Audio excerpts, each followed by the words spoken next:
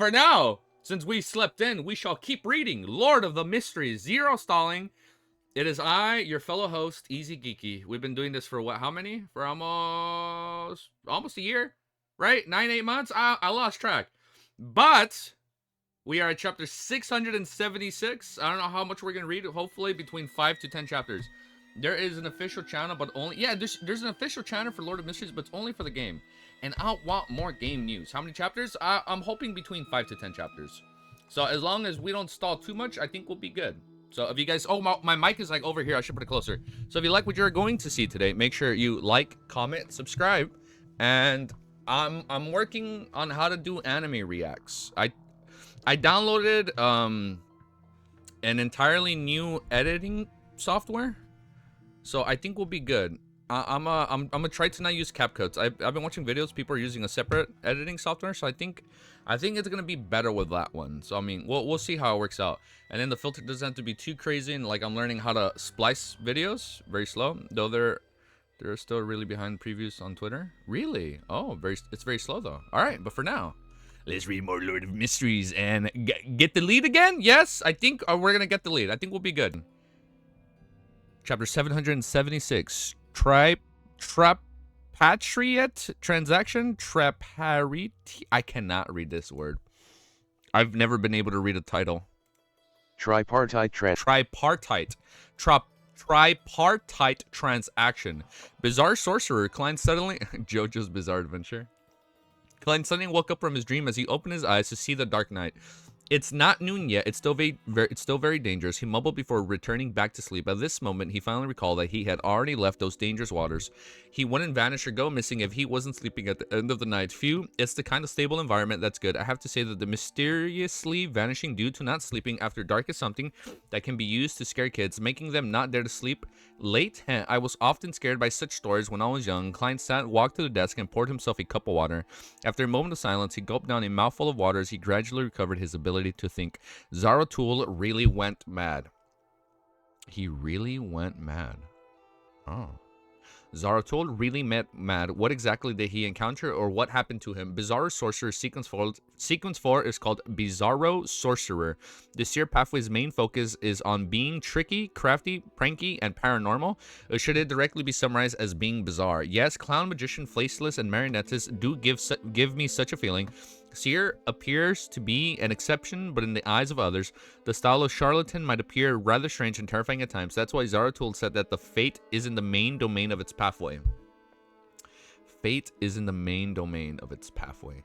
Also, it's clear that beyonders of this pathway are more inclined to being spellcasters. According to Will Ossipton's explanation, there are 3 methods to obtaining the potion formula for Bizarro Sorcerer. 1, to seek out the secret order and find the mad Zaratul. It's pretty... If we do encounter Zaratul, it's going to be a pretty cool encounter. I think that's going to be pretty sick. 2, head to the main peak of, which I prefer we go here.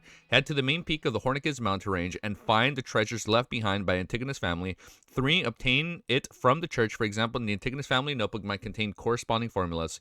But each of these 3 options is more dangerous than the other. According to Emperor Roselle, the description that Zaratul was a Sequence 2 miracle invoker a long time ago, a true angel, later even had advanced to Sequence 1. He's equal to or slightly weaker than a king of angels. That's crazy? No, him might have gone mad, but it's likely that he will be more difficult to deal with. Psh, you know, when the same pathway beyonders meet, it ain't good. I know it's not gonna be good, but it's gonna be a crazy ass encounter. You know what's wild? Maybe Zaratul is the one that's whispering Hornicus Flagera to Klein. Like, maybe not only does he need to speak to Zaratul, but Zaratul is waiting for Klein at Hornicus mountain range. And, you know, it's all preordained, man. Like, you gotta think about it, bro. Think about it. Maybe that's what's going on. Like, maybe the mad ravings or like the ravings he's hearing, it's actually coming from Zaratul himself, because he needs him for whatever reason. Unless I wait for Will Ossipton to be born, but if he were to involve himself in this matter, there's a small chance of him incurring the attention of the Angel of Fate, Ouroboros, so he's out of the picture. As for the treasure of the main peak of the Hornicus mountain range, the resounding ravings they set up the Antigonus family and the rumors of the nation of the Evernight buried in the depths of the mystery, they make me feel that it isn't a simple matter. I suspect that it's likely a trap. It's a trap? Zaratul is setting up a trap for Klein. Maybe he needs him to advance, even though he's a lower sequence. Like, maybe he knows of, like, Maybe like the uniqueness a seer needs is the gray fog, right? And maybe he can like sense it. I don't even need to consider the Church of the Goddess, ignoring the fact that the Holy Cathedral has angels presiding over it, as well as a bunch of grade 0 sealed artifacts. Just back on the diocese with the Antigonus family notebook had a terrifying demigod.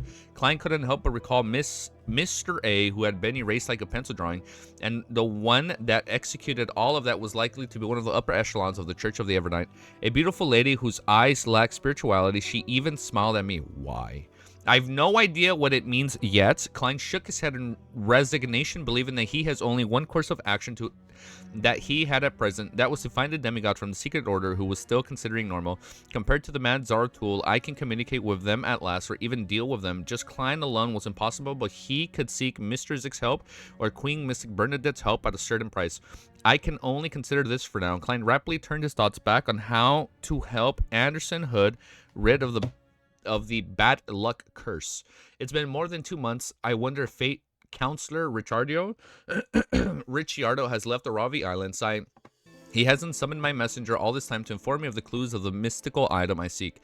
However, it's not a big problem. Bellman Carnet definitely hasn't left his post. I can contact Counselor Ricciardo through him. That's good too. The Life School of Thought has completely requested up until now meanings that haven't been made their final payment. They can pay it off by changing Anderson's luck for the better. Then I can receive the payment for Anderson. When it comes to a mystical item or sealed artifact which possesses immense offensive powers, isn't Anderson's sword one? According to the trade showcased by Reaper, I can ignore the item formed after he dies. If I'm not a greedy demon either, I'll definitely pay attention fees to the tide him over. Klein wiped away his mischievous thoughts and took out the paper crane from his wallet in a folding as he carefully erased the pencil marks on it. It's really about to tear. I can use it another 2 times at best, he muttered sadly. Then he folded the paper crane and returned to his bed to continue sleeping. After using the radio transceiver to contact a Rhodes, he planned on doing so after leaving this pirate's playground. After daybreak, Klein languidly got up and slowly washed up, believing that this was how life should be. Thump, thump, thump. The knocking on the door interrupted his state of wistfulness. Without his acronym from danger, his spirituality, I read that wrong. His spirituality told him that it was Anderson Hood. As expected of the strongest hunter, he successfully survived up until now, and Klein tisk and controlled his expression before opening the door. Anderson was wearing a deep hunting cap of unknown origin. He grinned as his hands hold him a lone gold coin. What I owe you from yesterday. Klein received the gold coin and measured its weight in his hand. The answer to your problem. Anderson's eyes lit up. What's the solution? Don't tell me that the answer is that there are no solutions. Am I such a person? I'll say that it's hopeless. Just wait for your death. Goodbye. Klein lampooned as he swept Anderson with an indifferent gaze. A demigod that's good at changing one's luck stays in Aravi Island. He owes me a favor. What do you think it means for the Evernight Church angel? I don't know, man. I feel like the angel knows of Klein, but not necessarily Klein. Just like how our Rhodes was able to detect the gray fog, I think the angel is detecting the same thing. Like, I feel like the angel in some way or shape or form can, like, detect the gray fog, and, like, that's why she smiled at him. So it's like she wasn't necessarily smiling at Klein, right? She was, like, smiling because of the gray fog. Like, maybe she can, like, sense the, like, original creator in some way, shape, or form, like, through the gray fog, right? If we're under the assumption that the gray fog is, like, the origins of everything, maybe. Like, and that's, like, sealed artifact 000, and, like, everything came from there. We'll see. We'll see. Am I such a person? I'll just say that it's hopeless, so just wait for your death. Goodbye. Klein lampooned as he swept Anderson with an indifferent gaze. A demigod that's good at changing one's luck stays to Rari Island. He owes me a favor. Excellent. Anderson didn't hide his joy, so what sort of payment must I make? Very sensible of you. Klein deliberately fell silent for 2 seconds before saying, I need a mystical item with powerful offensive abilities. Do you have any clues? If the value exceeds that of luck enchantment ritual, I'll pay the difference. Anderson frowned bit by bit before easing them. He said with a smile, I have a mystical item that matches your request. It has a beyond powers that can deal lethal damage. The negative effects aren't bad either. It eats, sleeps, and has some bad luck, easily attracting the monsters and enemies. Occasionally, it will be talkative and be a little off-putting. Huh? It's a joke. To be frank, my death right, she don't is a mystical item you need, but it's also the one weapon I have left. I don't have one relevant clue. It's a rather special revolver. The bullets it shoots have different effects of weakness attacks, the lethal attacks, and a slaughtering effect. What the fuck, a slaughtering effect? Furthermore, it can be matched with bullets of different characteristics. The negative effects include developing a weakness that originally didn't exist after every use, such as the fear of light, the fear of ships, the fear of dogs, etc. And such a weakness will last for 6 hours. What? That's so funny. There's almost no negative effects when having it on you. It just makes you easily thirsty. This is something completely tolerable. This is a bad item to have with a sun brooch. Not only gonna be hot, and it's like you're also gonna be like you're gonna be hot and you're gonna be thirsty as fuck, dude. I found more. I think we're right here. There's almost no negative effects where you'll become thirsty, right? There's something completely tolerable, if not for the characteristics of the revolver overlapping with my ability and mystical items I have, then I would have bought it back then. The seller's offered, damn, that's expensive. The seller's offering 9,000 pounds. So that's the total price would be 1,500 pounds and includes the revolver. How about that? Sounds very suitable. Besides, it fits my combat habits. Klein didn't directly agree as he asked in return 1,500 pounds. Huh? I found more than 10 parts yesterday. They were all very kind, contributing all their wallets to me. Otherwise, they would have lent me their characteristics and head. And just one night, I received 1,600 pounds. Seriously, I love this pirate's paradise. Anderson said with a beaming smile, I have to keep 100 pounds for myself for the ship tickets to return to the Foxy, so all I can do is pay you 1,500. Not bad. Earning 1,600 a night. Not only are there many pirates in Toscarter, but they are either worth a lot or have plenty of money. Klein suddenly had thoughts after seeing a few more nights in Port City. Debate arc was peak in the novel. Yeah, I know. I do want to continue it, man. Like off stream, well, I haven't read beginning after in so long. Since we've been doing this, I'm loving COI, but I try not to relate it to hello Tim.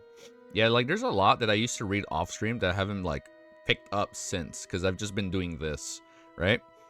This but considering how easy catchable and location targets had mostly been finished off by Anderson, what was left definitely not. He also felt depressed again as he coldly asked, aren't you afraid of being a target of revenge for doing something like that in the pirates playground?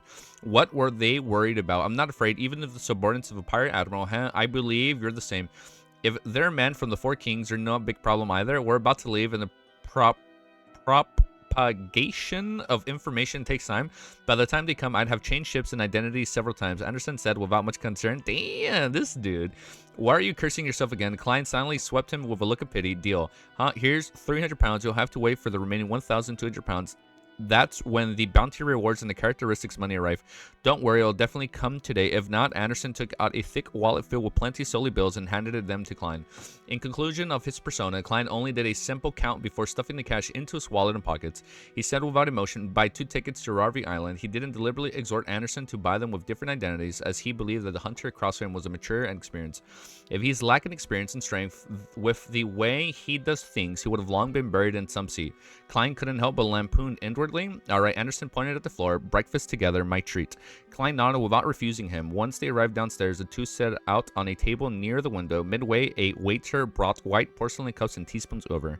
Just as they interacted, the weighted gazes suddenly turned adrift. He picked up the teaspoon and stabbed it in Anderson's throat without any warning. What the fuck? Although Anderson was surprised, his reaction was in no way slow. He immediately leaned back forward and dodged the sudden strike. Bang! Not far away, the hotel's boss suddenly shot at Anderson's dodging body. What am I doing? After the gunshot, the boss muttered with a look of alarm and blankness. Truly unlucky. Chapter 677 is called Falling to the Ground. Amidst the gunshots, Anderson's body suddenly collapsed to the floor, using an amusing manner to dodge the bullet. As for Klein, who didn't fully understand the situation, he's like, what is going on? As for Klein, who didn't fully understand the situation, he jumped to the side and activated his spirit vision while pulling out his revolver. At that instant, his first reaction was that Anderson had gone overboard in his hunting last night and was now the target of revenge. He only wished to shout, I don't know him, it has nothing to do with me. He's like, oh, get me out of here, dude. As the table beside Anderson, Hood stood man dressed in shirt with rolled up sleeves through the fork and knives. He suddenly drew an already loaded double barrel hunting rifle, aimed at the ground, and pulled the trigger from the commanding height. The series of actions were nearly simultaneous with the hotel's boss, but they were simply one step slower due to the many steps involved. Bang. The scattershot sprayed out countless tiny shrapnel, riddling the ground with holes. Although Anderson had dodged in time and avoided most of the blast, he was still lucky by a portion of the shrapnel, as his slides were immediately left mangled. Just as Klein was about to kill the stout man with the double-barrel hunting rifle to help Anderson Hood get out of danger, he realized that the man suddenly turned blank. Just like the hotel's boss, he was still filled with alarm and horror, as though he had jolted out of his stupor. That's not right. They're not truly assailants. Klein rationally stopped attempting to pull the trigger. He quickly swept his gaze across the restaurant. Discovering nothing with his spirit vision, he tapped his left thumb on the first segment of his index finger twice, activating his spirit vision body threads. Thread's vision. At this moment, all the ladies and gentlemen in the restaurant stood up in a fluster due to the sudden shout. All of them were rushing for the few exits. When passing by the tumbling Anderson, an elegantly dressed lady with pretty good looks suddenly paused. She released a dark-colored glass bottle she held in her hand and poured it at the strongest hunter, Sizzle. Anything that was splashed by the liquid rapidly turned black as it stuffed an intense corrosion. Anderson covered his face and leapt up, dodging this attack once again. Immediately following that, a gentle and cute lady, a gentleman with newspapers, a red-vested waiter, and a 5-year-old child whose hands were stained with sweets attacked. What the? A child attacked? And a 5-year-old child whose hands were stained with sweets attacked Anderson Hood and all of its manners? What the fuck? Wait, hold. Dude, Anderson is gonna fuck him up, dude. The kid's coming at him with sweets. Oh, bah!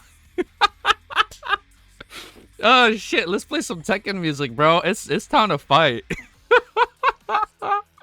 Oh shit, a 5-year-old child whose hands were stained with sweets attacked Anderson Hood and all kinds of matters.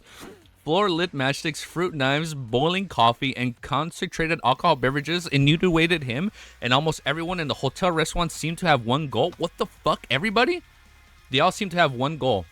All right, so all of them have one goal: kill Anderson. And this abnormally, I updated it, right? Yeah.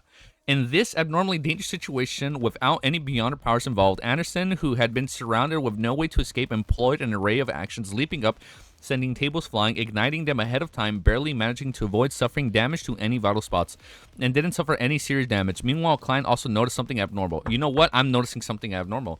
Maybe this is like a high sequencier, or somebody that's past marionettist, and he's the one controlling everybody, right? Maybe that's what, you know, and then Beyonders of characteristics convergence, right? Like maybe Klein and this other high sequencier all got drawn to each other, and that's why this marionettist or like alleged sequence 4, 3, 2, 1, bro, I still can't do that. We'll see what happens. I lost my place. Discovering nothing with his spirit vision, he turned left on the first segment and fingered twice, activating his spirit body vision. Well, wait. Meanwhile, Klein also noticed something abnormal. In the corner of the restaurant, which was blocked by a decorative cabinet, there was clearly thin and illusory black spirit body threads extending from it, but it was also silent over there. In this chaotic and panic-streaked restaurant, it appeared especially abnormal. The true assailant who planned the passer-by murder case is still sitting over there.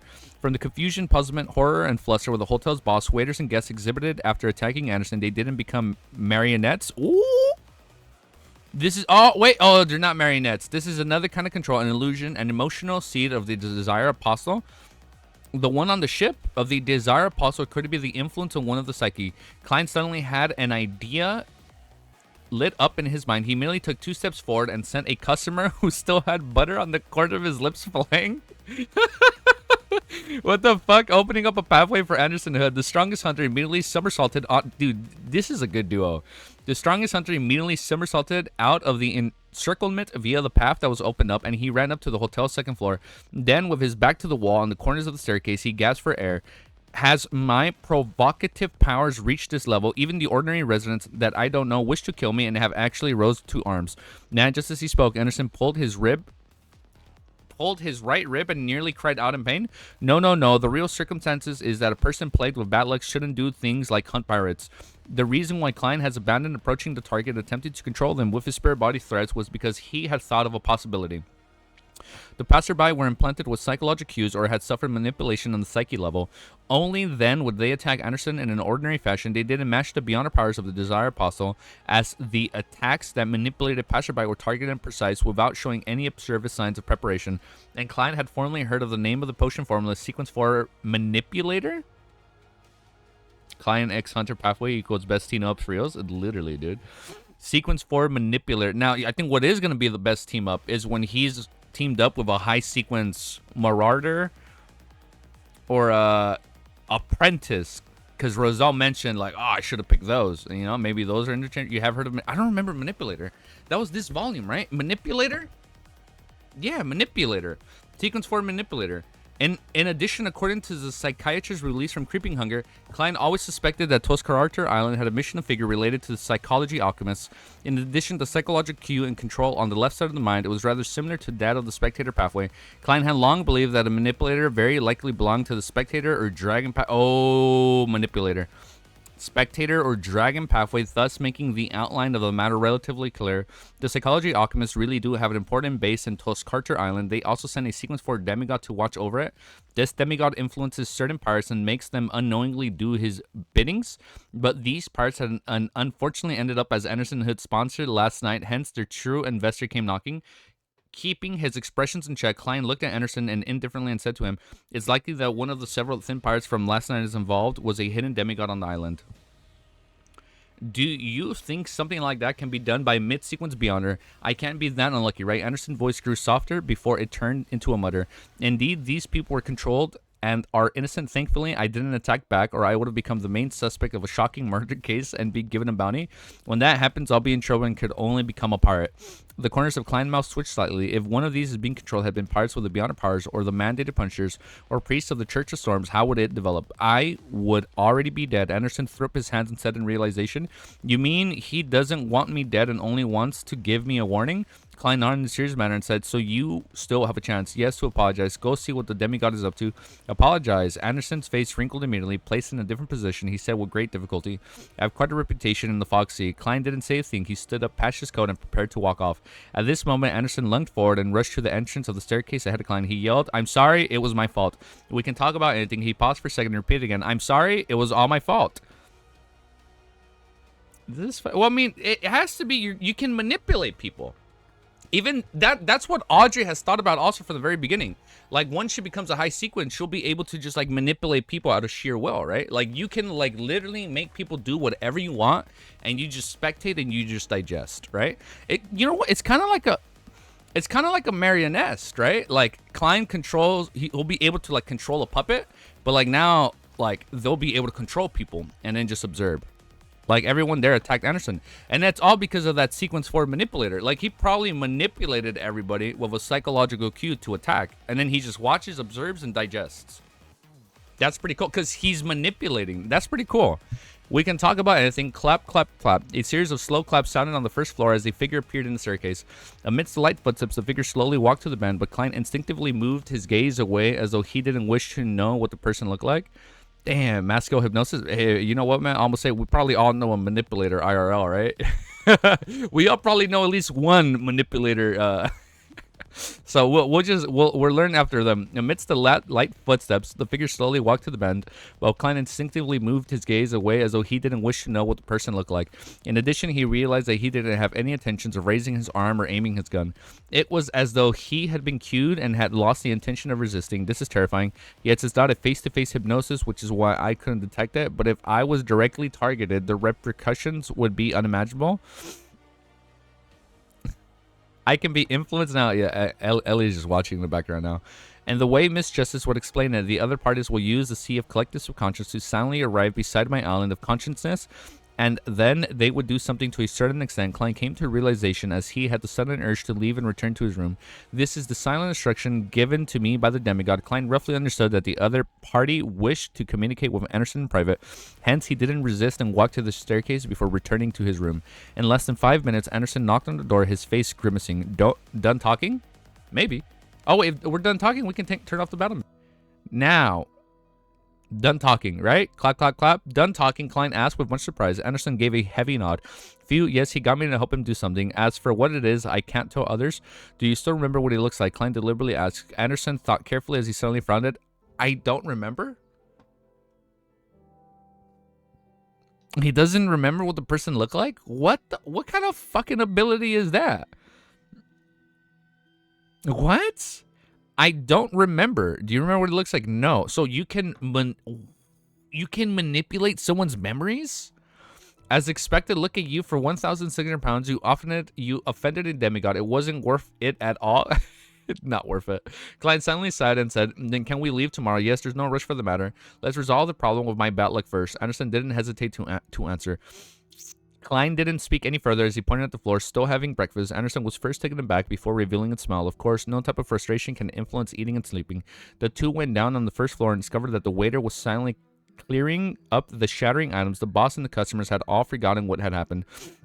After breakfast, Anderson couldn't go continued going out, busy obtaining his bounty rewards and beyond our characteristics money. He also did some preparations while Klein stayed in his hotel room, converging the spirituality that overflowed from his advancement and using worms to test the marionette's beyond powers. At 2:30 in the afternoon, he went above the gray fog ahead of time and began participating for an upcoming tarot gathering. After all, Mr. Fool would very casually and lightly punish the hermit Kalia. Sitting in the chair belonging to the Fool, Klein began playing out the 3 punishment plans, but he had decided over the past few days 2 of the plans needed him to borrow some of the powers of this space, and 2 of them needed to use props. Hence, he needed to decide on the entire process ahead of time. He would then familiarize himself with it, and he couldn't reveal his lack of fluency in the critical moment. After an unknown period of time, Klein exhaled and confirmed his plans. Then he conjured the world without an item, and he saw the countless dense black threads that emanated from his body. Items conjured using the powers of the mysterious space above the gray fog possess a certain amount of spirituality, yes. So they come equipped with spirit body threads, and in the real world, items without life do not have any. Klein, so it has to be living things. I think we've known that. It has to be living. Klein familiarly controlled the black threads and quickly completely control the world. Dude, thank you for subscribing. Dude, we're almost at 2,700. That's crazy. Thank you guys. So now he has completely control over the world. It wouldn't appear as a lifeless anymore. Oh, I skipped the sentence. Black threads and completely control the world. Now, not only could he make the world's expressions more intricate and have reactions that were more like a real person, instead of making him very like stoic and scary, right? Time for punishment? Wait, why? What happened, dude? Now, not only could he make the world's expressions more intricate and have reactions that were more like a real person, but he could also make the marionette spirituality fluctuating become more natural. It wouldn't appear as lifeless anymore. Apart from that, he was like a player who had 2 accounts, gaining the world's vision, hearing, as well as his other senses. After completing all this, Klein glanced at the golden pocket watch, sent a little son a message, and began to silently count his heartbeats. All right. Next chapter. All right, chapter 678, after we stalled for only 1 minute, is called Punishment. On the 2 sides of the ancient modeled bronze table, blurry figures extended outwards from the embers of the deep red beams of the light before turning corporeal. The surrounding remains as silent, as empty as always, as though no living creature had ever set foot there for millions of years. Good afternoon, Mr. Fool. Audrey Brisk's cheerful voice sound resided through the resplendent palace held up by the stone columns. Klein nodded his head with a smile, watching as the other members expressed their greetings under Miss Justice's lead. There was no doubt that the hermit Catley appeared rather reticent. I can't read that word. Reticent. Audrey read on her was a well, I just realized when I'm out of it. Hold up, I gotta pause. Good afternoon, Mr. Fool. Audrey brisk and cheerful voice soon resounded through the resplendent palace held up by the stone columns. Klein nodded his head with a smile, watching the other members express their greetings under Miss Justice's lead. Here, there was no doubt that the hermit Catley appeared rather reticent. Audrey read on her was as she had many things on her mind. After the voice came to a stop and the members had taken their seats, the Fool Klein swept Miss Justice a glance, making the psychiatrist instantly understand his intentions. Hence, she didn't raise her hand slightly to speak out. Following that, he looked at Catley and chuckled indifferently. Tell Bernadette that she can use certain items in exchange for some answers. Bernadette, after hearing this familiar name, which was neither Queen Mystic, the owner of Dawn, nor the leader of the Element Dawn, Catley realized that Mr. Fool already knew everything. Her cheap tricks were laid bare in front of him. This made her heart sink, and she couldn't help but feel an intense sense of fear. Damn. She was temporarily at a loss in regards to the attitude of their words she had needed to show in response. To her, Mr. Fool's words were clear. Pass on the message, but only that one message, nothing else. She wasn't allowed to provide any other hints. Catley believed she knew what he meant between the lines. No, really, like, just tell her. That's it. It's not that deep. It's not that deep. Bernadette, that's a common name from Intis females. Who could it be? What is the answer she wishes to exchange for? What relationship does she have with Madame Hermit? Madame Hermit has privately made a request, and Mr. Fool's answered is yes. No, that's not it. Definitely not. It's a private and reasonable request. Madame Hermit wouldn't have mentioned it specifically in front of us. He would have directly replied to her prayers. He is giving a warning. Damn!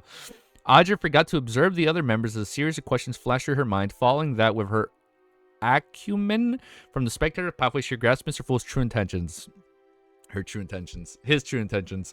Following that, she had a particular theory. Ma'am Hermit had privately hinted about the Terror Club to Ma'am Bernadette because she hopes to acquire some answers. Mr. Fool was very displeased regarding this matter, so he pointed it out directly and gave the first-time offender a warning. Damn, you only get one warning. Seriously, why would you divulge matters of the gathering to others? I haven't even told Sissy. Really? Oh, yeah, she hasn't even told her.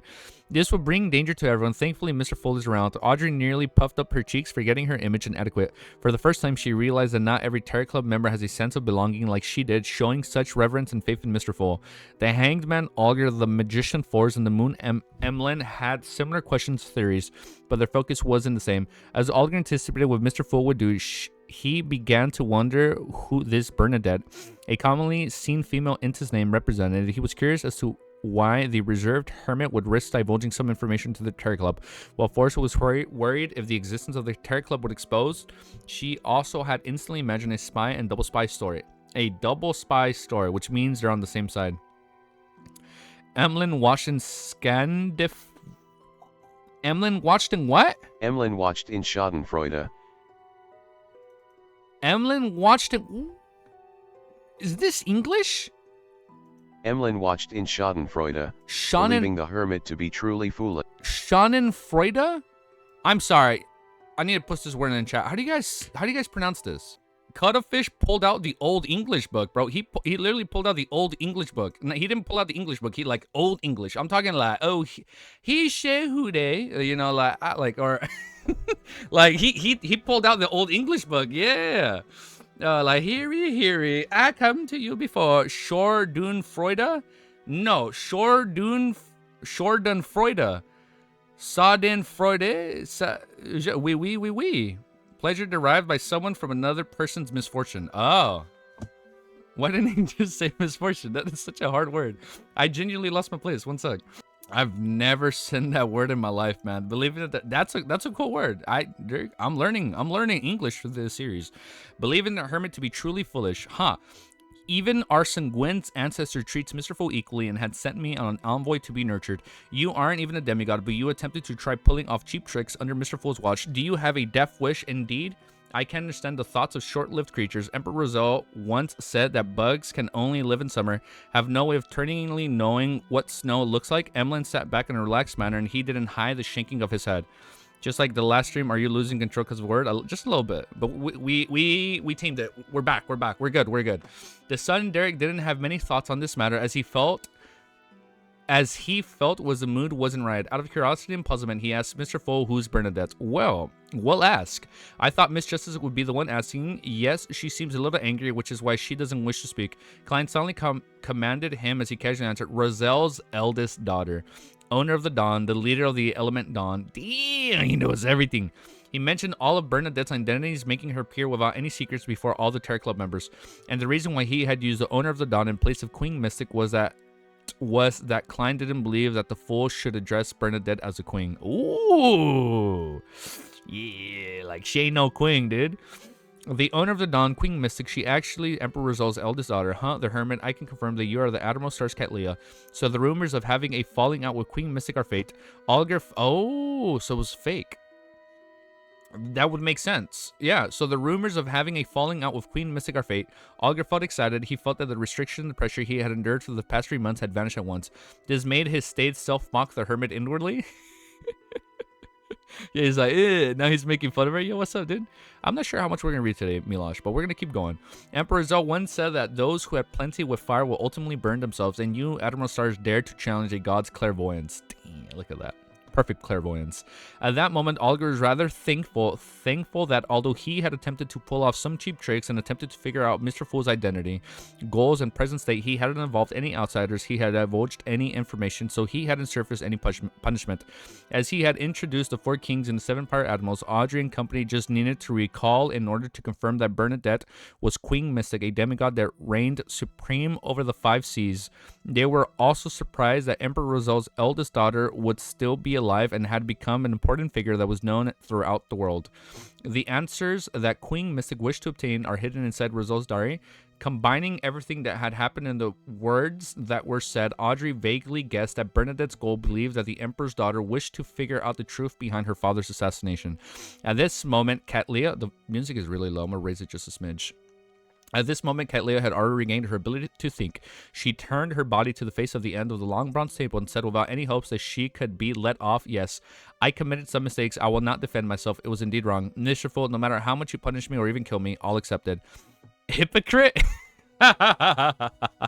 Hypocrite. If Mr. Fool really wishes to punish you, do you think you would have any means of resistance? Mr. Hangman scoffed at the opposite side of the table. Yeah, now he's acting all confident.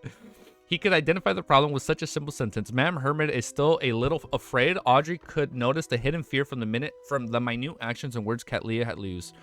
To her, people who deliberately emphasized their willingness to be executed were often afraid of dying right there and there. Force found her pence from the fool's calm attitude, believing that there weren't any leaks about the Terror Club, or that the leaks weren't anything important. Hence, like Emlyn, she waited curiously and expectantly for the punishment Mr. Fool would meet on. Derek remained clueless about what had happened, uncertain why Ma'am Hermit would suddenly request to be punished. At that moment, seeing Mr. Fool's brief moments of silence, Cattleya resisted her sense and lifted her head slightly, observing the existence behind the thick gray fog without a trace, in an attempt to figure out his true intentions so as to give a better response. She didn't wish to make another mistake again and provoke him, making the situation irredeemable. Nah, it's cool. She's chill. The dark purple hue in her black eyes produced a sense of mystery as her eyes penetrated through the gray fog and saw the Fool.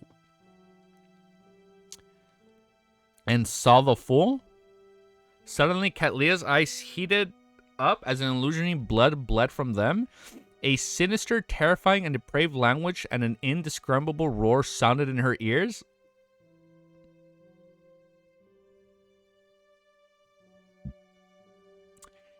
I'm sorry, is he using Creeping Hunger? What is going on? What?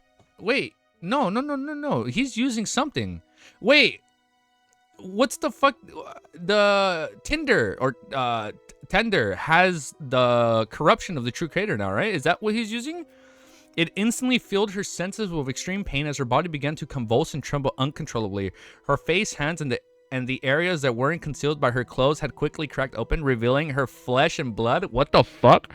Inside, the black worms and white mouths squirmed before forming all kinds of indescribable eyes. Cattleya cries and painful grunts resounded above the gray fog, causing Olga, Emlyn, Force, and company to exchange looks. I'm sorry, what the fuck are we doing her? What are we doing to her? And company to exchange looks as though they could sense the pain she was suffering. Meanwhile, damn, remember when he was trying to do this to the world? Nah, he just fucking made Cattleya an example. Cattleya's cries and painful grunts resounded above the gray fog, causing Olga, Emlyn, Force, and company to exchange looks as though they could sense the pain she was suffering. Meanwhile, the blurry figure turned rather clear, allowing them to see the hermit's mutation. The disgusting and nasty scene frightened Audrey enough for her to look away. She straightened her back and looked straight ahead without daring to move. Ugh. Although the others didn't have much of an exaggerated response, they also shared the same behavior. The true creator's ravings are indeed useful. That is crazy, dude. Wait, so what happens to her? Wait, let me keep reading. The true creator's ravings are indeed useful. Klein, who was shrouded in the thick gray fog, reflected from the bottom of his heart. The reason why he hadn't immediately replied to Cattleya's request for punishment was because he wanted to confirm if there was anything special about her eyes, whether they can see beyond what he allowed. For this, he had stirred some of the mysterious space's powers to be hidden in the gray fog that shrouded him ahead of time. It was to connect anyone who uses Beyonder powers to see through the obstacle to Tinder. This was equivalent to the owner of the Beyonder power directly observing an item corrupted by the true creator at the psyche level. Hence, with Klein not using the gray fog to deliberately suppress the influence, Cattleya naturally heard the true creator's ravings. Wait, let me read that. Bro played Neff jump scare sound. This was equivalent to the owner of the Beyonder power directly... Wait, this was the equivalent to the owner of the Beyonder power observing an item corrupted by the true creator at a psyche level. Hence, with Klein not using the gray fog to deliberately suppress the influence, so there's no barrier. Cattleya naturally heard the true creator's ravings. Her organs, which used the Beyonder powers, was first severely damaged before she was imbued with extreme pain, causing her mutation. If Animal Stars hadn't tried to observe him, then the plan Klein had prepared was to get her to apologize to every Terror Club member. Oh! And this is only fucking happening because she wanted to look. If she didn't do that, this wouldn't have happened. This fucking snitch. If Admiral Stars hadn't tried observing him, then the plan Klein had prepared was to get her to apologize to every Terry Club member, and also to allow them to discuss a method of punishment in a democratic manner. And regardless of how democratic it was, the major punishment would ultimately be to stir something of the mysterious space's powers to connect Cat Leo to Tinder. After waiting for 2 seconds, Klein knew it was enough. He gently lowered his palms, allowing the Grey Fog to silently repress the true creator's ravings and revert Cat Leo's... Oh, okay, it reverts. Accident. I don't think that was an... Actually, yes, that was a accidental oral farming moment. And revert Cat Leo's mutation, so it goes back to normal. Admiral Stars trembled as she calmed down at a discernible pace. The cracks in her skin gradually closed as her thoughts returned to hers, allowing her to take in her surroundings once again. At this moment, August is like, hey, that's what you fucking get. Is that what he's gonna say? At this moment, August in a deep voice, as though he was warning himself. Oh, do not pry into the mystery of a god. All right, I thought he was gonna be like, yeah, that's what you get, bitch. I thought he was gonna say that. Because he's been so scared of her this whole time. It's like, yeah, that's what you get, dude. All right, I like it. I'm sorry, is there a fan art on that? On her, like, mutating above the Great Fog? Because that's freaking crazy, dude. I'm sorry, I didn't mean to call her the B word. I love Cat Leo, by the way. People have mentioned that's their least favorite member. I like her a lot. I think she brings a lot of value to the group. So let's keep reading. Chapter 679. Before we stall too long, chapter 679, and we will look into Billy after then.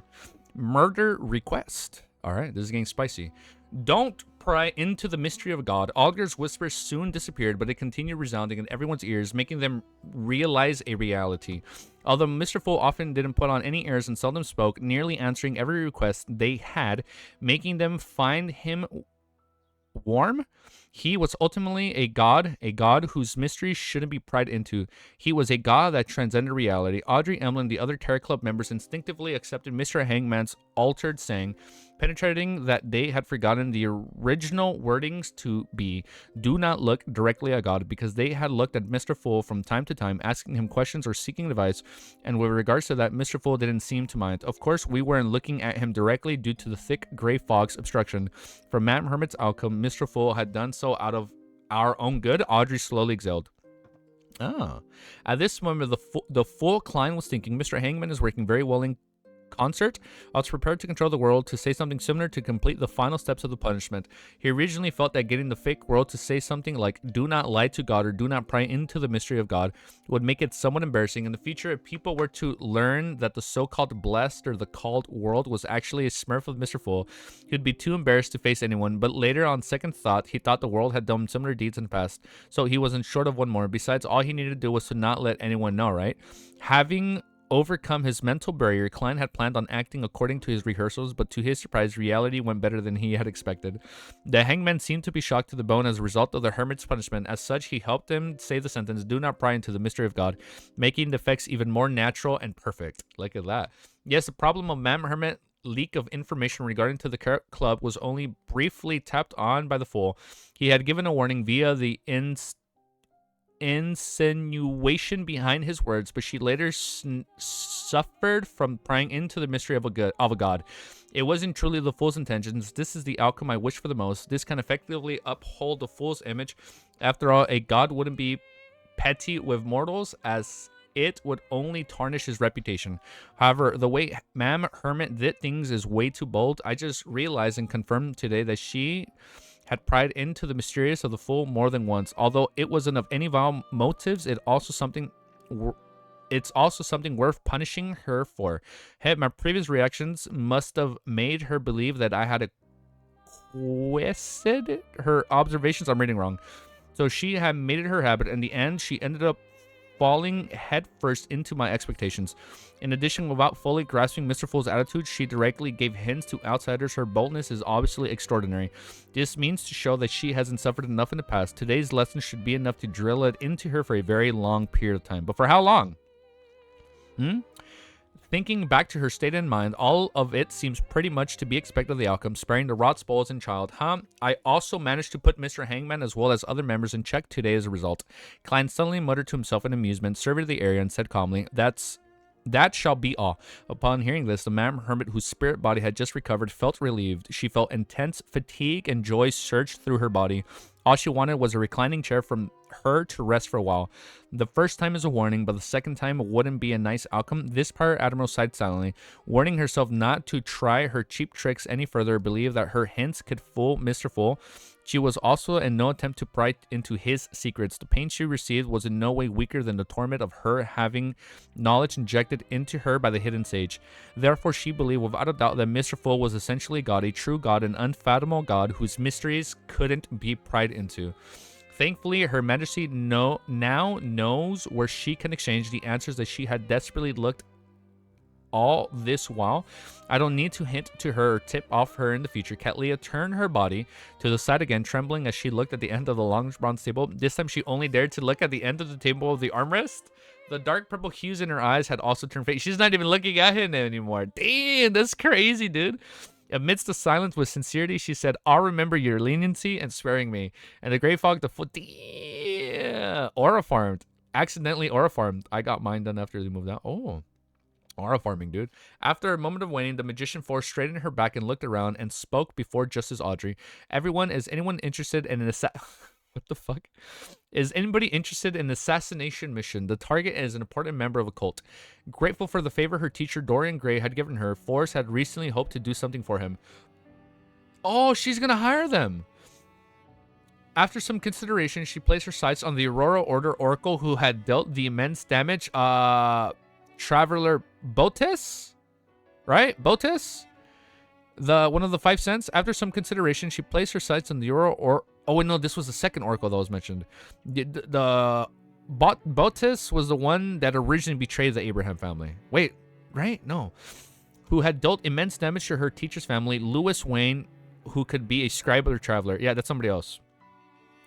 Love how Audrey never understood the chats, but just goes, oh, anyways. Don't know why I said Audrey. Wait, oh, me? Oh, you mean me? Like, anyways, let's keep reading.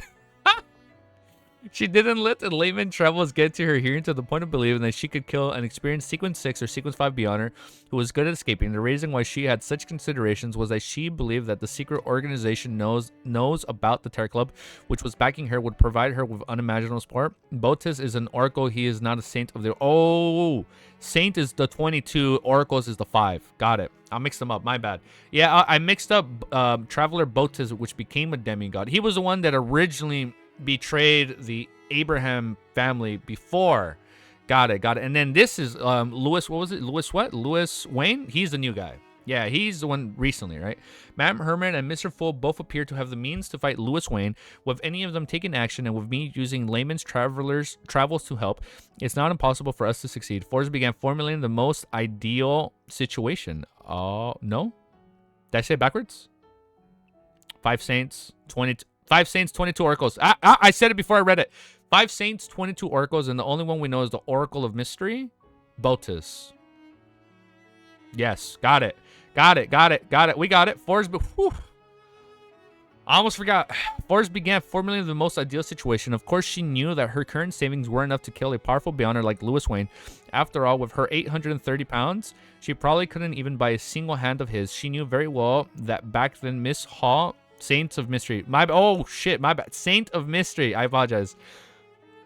Don't worry. I'm sorry. That was engagement. Saint of Secrets sounds better. It does. Miss Audrey Hall had spent more than 10,000 pounds to kill a innocent bastard, a sequence conspirer. The cost of assassinating Lewis Wayne, who was a familiar sequencer, even higher, was obvious. Forrest planned on agreeing to a series of requests that the executioner of this mission would have, helping the executioner complete matters they found inconvenient to do themselves in order to pay off the cost of the mission. She believed that after attaining layman's travels, she was equipped with the abilities to complete certain difficult tasks.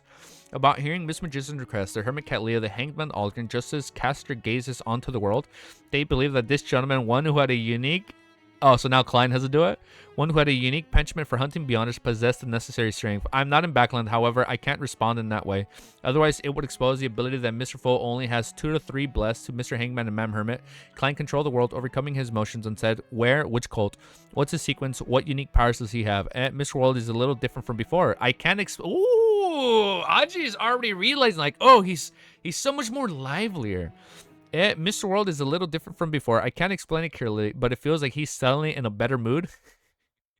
It's like he's always been in such a mad mood. Perhaps he has encountered something worthy of being happy about. It's like Mr. World is finally happy.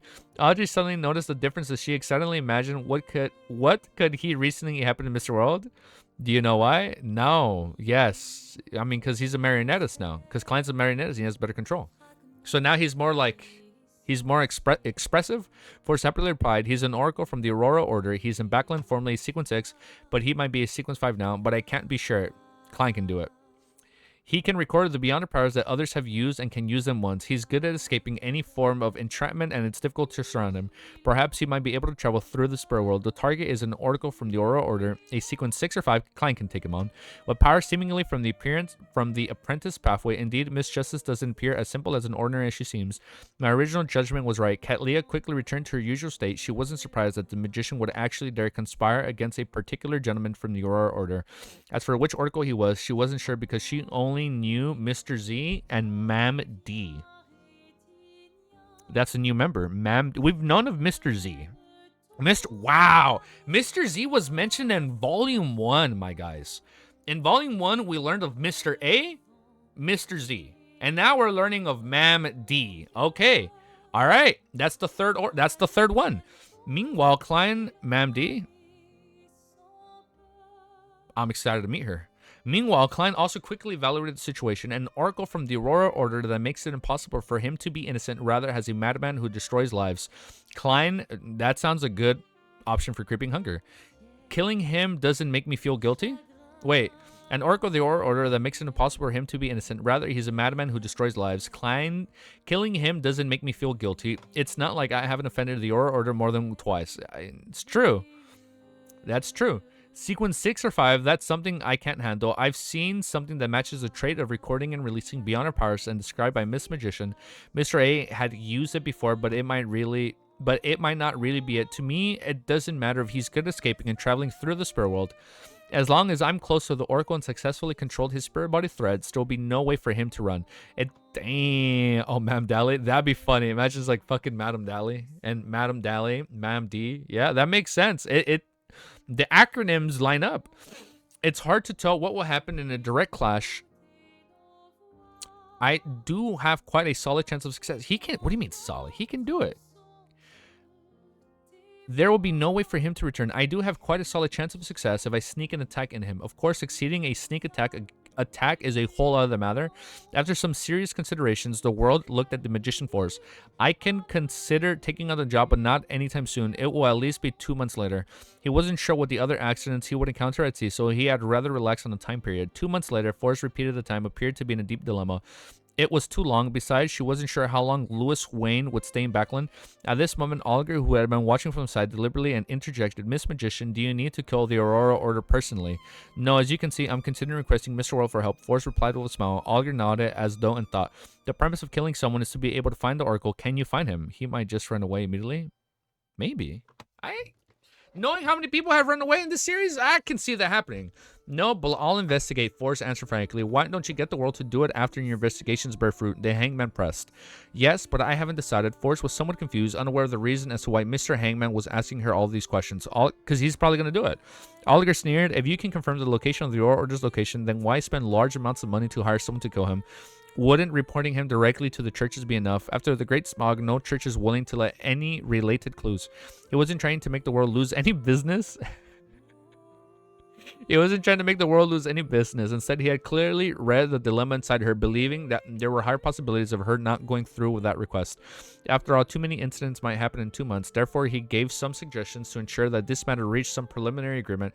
He report him to the churches. That sounds familiar. Klein was surprised, never expected Mr. Hangman to say something like that. Hey, while everyone is being infected by Mr. Hangman, he has been influenced by us. Klein and Millie felt relieved and rather pleased. Aw, he's learning to be like us.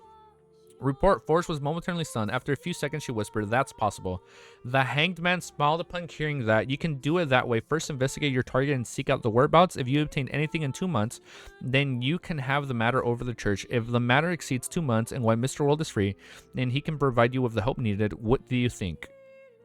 Forrest seriously considered it and said, okay, when the time comes, I'll discuss the price with Mr. World.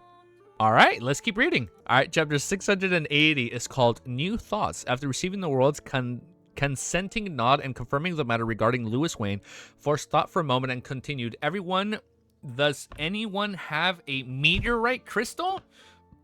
I feel like we have one.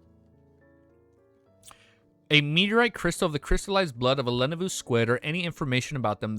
These were the main ingredients of the astrologer potion formula. Forrest originally planned on continuing her request, hoping that Mr. Moon, who was also in Beckland, could help her find Lewis Wayne. But after some consideration, she decided to first do it herself. Only after confirming that there aren't any solutions or clues would she then request the Terror Club for help. Meteorite crystal, Lavus squid's crystal blood. Sounds familiar. I feel like we can get the meteorite crystal from the Aftermath, right? Of volume 2. I feel like there has to be a meteorite crystal there. Isn't this because I know the seer potion formula? Yes, it's familiar because of the seer potion formula. The main ingredients is 50 grams of star crystal and 10 milliliters of Levenus squid blood. The main ingredients of astrologer are likely the upgraded versions of a seer. Interchangeable pathways. Hold up. Apprentice and seer might just be interchangeable. Remember how Lazo squid is also used in this? Yeah, no, it's right here, sequence 9. Okay, I think this might be a little on the nose, but I think apprentice and seer are interchangeable. Ain't no shot. They have similar ingredients and they aren't interchangeable. The main ingredients of astrologer are likely an upgraded version of a seer. Indeed, the apprentice and seer pathway can be interchangeable in the future. Okay. With this in mind, Klein suddenly had an idea. Since the potion formula of bizarre sorcerer is difficult to obtain, with the 3 options being extremely dangerous, should I consider the other sequence 4 options in the neighboring pathways, such as apprentice? It's 6 a.m. now. Now I stayed up all night. Oh, I'm so sorry. You guys are up so late. Dude, well, good morning to you. Oh, shit. With this in mind, Klein suddenly had an idea. We read this. Such as apprentice. Once he had this idea, he brought in... Oh, that's why the chapter's called New Thoughts. Because now he's like, do I go apprentice or do I stick to seer? Once he had this idea, he brightened up and he felt that most of his predicament had vanished. And for the sequence 4 potion formula, the apprentice, the Terror Club had clues to it. It's the Abraham family behind the magician. With this in mind, the world looked at Miss Magician with a subconscious gentleness to his gaze. It left Force shuddering, suspecting whether Mr. Fool had already formulated a plan to hunt Lewis Wayne. At this point, the Fool recalled another problem. According to Dunn and Daly's theories, the first 5 sequences of the seer pathway didn't present any obvious progressions. Each of them presented a beyond her power for one aspect. Then, at the critical point at sequence 4, the 5 of them would converge and clench like a fist, presenting a qualitative change, which would be this. But now he might not go with this qualitative change. Back when Captain and Ma'am Dally made this theory, they only knew bits of information regarding seer, clown, and magician. I'm only able to verify this idea for the subsequent faceless and marionettist by myself. So could it be that seer, apprentice, and the possible marauder pathway cannot be interchangeable at sequence 4, but at sequence 3? Because you need that qualitative change. Klein slowly felt joy dwindle again. He knew too little and was temporarily unable to make a judgment, and all he can do was await Mr. Zick reply and wait to leave the waters, which were watching the true crater before contacting the roads. As Klein was thinking, he suddenly heard Katlia say, I have the crystallized blood of a Lenevus squid. It will cost 600 pounds. As for meteorite crystal, I know where to get it from. How many grams do you need? We need a couple. How many grams do you need? 600 pounds, a very reasonable price. Forrest replied in a pleasant surprise, 60 grams. All right, I'll have them to you within 2 weeks. It will also cost 600 pounds, Katlia said clearly and succinctly. It's resolved just like that. Today, Ma'am Hermit is really like, now she's cooperating. Yeah, now she's cooperating. It's resolved just like that. Today, Ma'am Hermit is really proactive with a desire to participate. Yeah, she had just been. Forrest quickly nodded. That wouldn't be an issue then. All of a sudden, she's participating, huh? I have 830 pounds in savings. That's enough for me to buy the crystallized blood of the Lavos squid. But in 2 weeks, I still need to save up nearly 400 pounds. The royalties after the new year will be paid soon. It's about 150 pounds, making it lack the 220 pounds. I have to think of a way to earn more money. Forrest quickly calculated her financial situation, seeing how Miss Magician took only a minute to gather the main ingredients for her potion. Just as Audrey couldn't hold back either, she raised her hand slightly and said, I wish to obtain the complete pituitary gland of an adolescent mind dragon. Adolescent mind dragon. adolescent mind dragon, but if that's not possible, 60 milliliters of black hunting giant lizard spinal fluid and 1 fruit of the illusionary chime tree. This was the main ingredient of the hypnotist potion. If she obtained the complete pituitary gland and the adolescent mind dragon, then there was no need for any other corresponding ingredients. Just as Audrey said that, she heard Ma'am Hermit's reply. Since the 5th epoch, mind dragons have nearly gone extinct and are hard to find. I have the means of attaining the spinal fluid of a black hunting giant lizard, but it will also take 2 to 3 weeks. The price ranges from 1,500 to 2,000 pounds, as I'm not the one who decides it. I can help you keep a lookout for the fruits of the illusionary chime tree, but I cannot guarantee anything. What great efficiency! After Ma'am Hermit was punished, her sense of belonging towards the Terror Club had appeared to increase. She is more active and amiable. Audrey was momentarily speechless. After a few seconds of silence, she bowed slightly and said, "No problem." Olga, who had been watching by the side, suddenly felt the development wasn't going as he had expected. Having been punished by Mr. Fool, the hermit changed her style of being mostly an observer. She began to evolve herself to every matter that she could involve herself in during the Tarot gathering. And with the strength, background, resources, and channels of a pirate admiral, she immediately produced an intense and blinding light. This blinding Olga so much that he could hardly open his eyes. He had a strong feeling that he was at risk. At this moment, he wished for Ma'am Hermit to return to her former state. Klein also felt surprised by what he had heard and saw. I thought Ma'am Hermit would be silent for some time, feeling an aversion of the Tarot Club for some time, but in that end, is she the type that needs to be beaten in order to be obedient? Damn! No, we're good. Yeah, I know, I was reading pretty fast, but no, we're good. If she's the type that needs to be beaten in order to be obedient. Yes, Spring the rod spoils a child. Queen Mystic must have spared the rod too... That's so wild. Queen Mystic must have spared the rod too much? Damn. The way Queen Mystic does things isn't too much to speak of either. The Emperor has also spared the rod. I'm sorry, is that a way for saying like they never hit them as they were kids? Klein Klein is definitely being the hard parent right here. He is like he literally gave her the full ravings. He's like typical CN parent. Is that I don't know how they act. Dang, I fell asleep for a few minutes. It's been like an hour, Merlin. The Emperor had also spared the rod as he wait, so that's how they say like when they don't like discipline someone, like you spare the rod? Is that what they say? No discipline? Is that how it is? I mean, it's like a culture barrier. I wouldn't know that. As he lampooned, Klein controlled the world, making him survey the area before chuckling. Does any one of you have the potion form of the Seer Pathway Sequence 4, or have any clues regarding it? Sequence 4, Mr. World is beginning to advance towards the realm of a demigod. Audrey was surprised.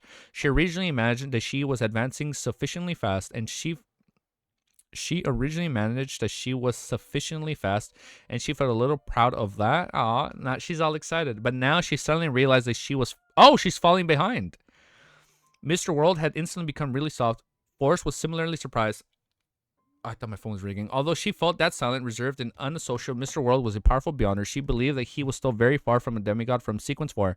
But to her surprise, he was already seeking to purchase the Sequence 4 potion formula. As expected, Mr. Fool was blessed. Olga sighed.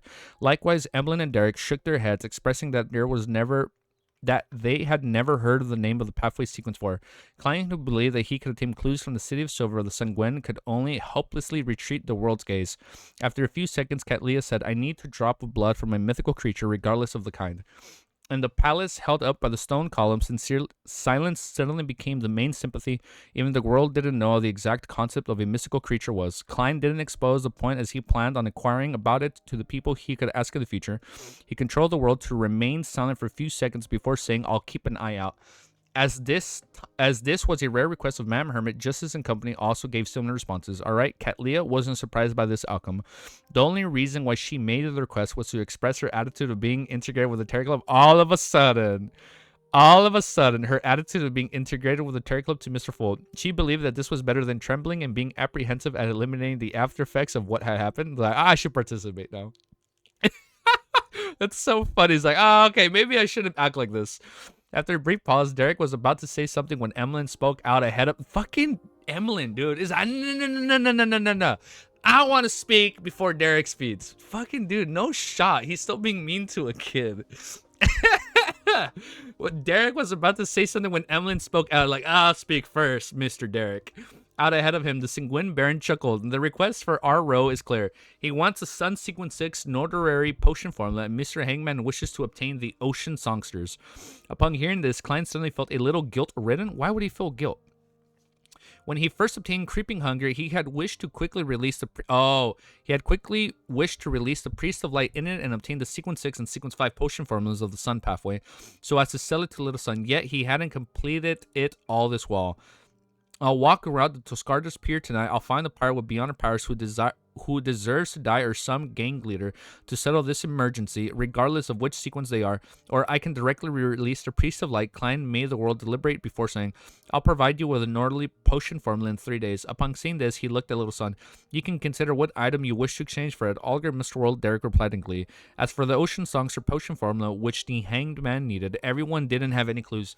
I feel like he can just release it and then just give it to him right away. Like, since he's already, like, Sequence 5 Marionettes, I think it'd be okay even if he loses it and doesn't necessarily replace it right away. Emlyn cleared his throat and said, my request is different from the last one. I hope that you can help me find the believers of the Primordial Moon. Every effective clue will be rewarded with 100 pounds. A direct confirmation will be 500 pounds. If he looked at Mr. Fool to make a request, and after obtaining his approval, he conjured 5 things that resembled bounty notices. Each person received a set of 5 bounties. He and Derek didn't have one. Klein controlled the world to pick it up and casually browsed through it. Galise, Kevin, Dandy, Laura, and Windsor Bering Argos. They aren't weak at all. At the very least, they're equivalent to the recently born vampires. He silently muttered to himself as he memorized the corresponding information. After completing this matter, Emlyn felt more confident about winning the competition. He leaned back. After completing this matter, Emlyn felt more confident about winning the competition. He leaned back casually and waited for the other members to issue requests. This time, no one spoke again. Upon seeing this, the full Klein chuckled. Continue your free exchange. Instantly, Audrey, Alger, Catlea, and company cast their eyes at Derek. They remembered that the Sun had previously mentioned that he would have arrangements to join an exploration mission that involved the periphery of the Giant King's Court. This is a good Terry clip so far. I'm liking it. Let's keep reading. I do find Emlyn's and Derek's banter a little funny, you know, like the sun and moon, two polar opposites. I do like it. Like, they're all so, like, proud of where they come from that they're like, no. I like their little rivalry. It's pretty funny. But let's keep reading. Chapter 681 is called Indirect Answer. Being the main focus of attention, Derek didn't choke. He eagerly said, I've recently been in an exploration team led by the chief to the afternoon town. And wait till you guys hear this story. It's a key gateway that leads to the Giant King's Court. Is a door that separates myth from reality. It's pretty cool that Derek came across now the Giant King's Court, and towards the end of volume 2, he came across the mural, and towards the end of volume 3, now we're coming across the Giant King's Court. I do like this. And then it's like the Aurora Orders also being brought back into play, just like the ending of volume 1, volume 2, now volume 3. I'm liking this. It's cool. It's very symbolic. I like it. It's a key gateway that leads to the Giant King's Court. It's a door that separates myth from reality. His opening perfectly garnered the interest of all the Terry Club members as they awaited the rest of his account in different postures. Derek skipped the unimportant experience that they had during their journey, and he directly stared at his story from the afternoon town. He first described the dead silence and darkness before how his 3-member team discovered an underground altar. He then described how he identified the names Ouroboros, Medici, and Sasrir, and entered another side of the town without realizing it. There he saw the titles such as Dark Angel and the words Rose Redemption. Having said that, he thanked Mr. Full once again and asked for his help for the predicament. Then Derek simply introduced the monsters that transformed from their shadows before emphasizing the... Oh my god, the word came back. It's pronounced ecclesiastic, who was in constant patience and half-collapsing cathedral. Yo. I finally said that word wrong. I finally said that word right. He used his own words to describe what he said, mentioning that... Oh my god, here it comes back. He used his own words to describe what he said, mentioning that the ecclesiastic suddenly self-destructed when he was about to say the name of the 4th king of angels and was burnt to a crisp by a transparent flame. And he was literally burnt, bro. Another king of angels in the mods in Afternoon Town is really dark and scary. The ecclesiastic pension has a feel of a prophet predicting a calamity. Audrey listened and relished as she had her interest to be a blank line of unspeakable names peaked. At this moment, Derek suddenly turned his body and looked at the end of the bronze table, sincerely asking, Mr. Fool, who was it that tempted Dark Angel Caesarea? What does the fourth name refer to? Why can't it be said? Here it comes. Behind the gray fog, Klein smiled at froze. The reason that he and hurriedly sent a little son back to the real world was that he was afraid of facing such a question. Back then, he was worried that little son would inquire the Dark Angel Caesarea, and now he was facing a question he didn't know how to answer. Thankfully, a magician never performs unprepared. After that day, Klein undoubtedly began to seriously consider how to answer such questions. Now, with great confidence, he landed his right palm on the armrest and said with deep, meaningful glint in his eyes, "It's because it's concealed." Now, why is it concealed? He used his eyes and body language to hint at the Terry Club members that concealment wasn't to be taken at face level, and it has a deeper, more substantial meaning. As for what it was, they had to figure it out themselves. Deities have a deep reasons to conceal certain matters. After finishing the series of actions, Klein couldn't help but feel penitence. He felt that his charlatan vibes were increasing. Meanwhile, he felt regret that the hermit prying into his hearts was a result of his temptations. This is because Mr. Fool would use his eyes and body language to provide additional hints. Therefore, all the members would constantly observe his attitude. That's because I have no solutions. Without doing this, how am I supposed to continue the act? It's not like I'm a real evil god, Klein sighed silently. Hold on, it's a little on the nose. We're still on 670, 670. This is a little on the nose. It's not like I'm a real evil god. Not yet, okay? Maybe he goes mad at the end of the series. Like, we don't know that. Klein sighed silently. Secret. The name itself is a secret. The content which Mr. Fool wishes to point out is here. Which names is concealed? True gods at sequence 0. Olger instantly thought of many things as he came up with a theory of combining many of the matters with Little Son had previously mentioned. When a name itself becomes concealed, it means that the matter involves a true god. Furthermore, it's very likely to have the Evernight gods. Why do you come up to that decision? It's very likely. It's very. Your hat has a hole in it. We'll fill it up. We'll get some. What's the thing you use in construction? Like we'll use not concealer. That's makeup. We'll use that plaster. Furthermore, it's more likely to have. How do you find out that? Like, how do you know it's the Evernight goddesses involved? It's because she is a mother of concealment. It's because she's a mother of concealment. The extreme danger of the darkness and the forsaken lands of gods indirectly proves this point. Evernight goddess, Evernight, concealment, darkness, I guess. Katlia came up with an unconfirmed theory based on the knowledge she had in Mr. Full. Mother of concealment. Oh. Yeah, we're going to cock it up. There you go. Cocking, right? Meanwhile, she was almost certain that the calamity of the ecclesiastic... I learned a new word, bro. Thank you. Thank you. I'm going to start using this word in everyday life. The very ecclesiastic. And like, what does that mean? A priest? Wait, a priest or member of the clergy? Oh. I'm not going to be able to use that word every day. Calamity the ecclesiastic was referring to was a cataclysm that ended the third epoch? Meanwhile, she was almost certain that the calamity of the ecclesiastic was referring to was the cataclysm that ended the third epoch. It was her honorific name? That was... No. When was that? Mother of Concealment. Was that recently? I'm not going to say I didn't remember that. No, I won't say that, Thunder. I will not say that I didn't remember her honorific name. A king of angels who was tempted afternoon town resides who fell from the grace, a town being corrupted bit by bit, a black flower calamity that blooms, all of that buried an epoch creating the forsaken lands of gods. With a heavy sense of history, Katlia couldn't help but think poignantly. While the Terry Club members were in contemplation, Klein also began to analyze the reason for the empty name and the reason why it couldn't be said. Could it be that the true name of deity, a true god, had tempted Dark Angel Caesarea, and the fourth name representing the King of Angels also became a true god later? But it's not like I haven't said the true name of a deity before. Primordial Demoness Cheek is understood by many to be on the same level of the 7 deities. It's not like anything happened in the end. Perhaps it has something to do with the language used? The Evernight goddess stands at the higher than the cosmonded, more eternal than eternity. Whoa. Let me read this again.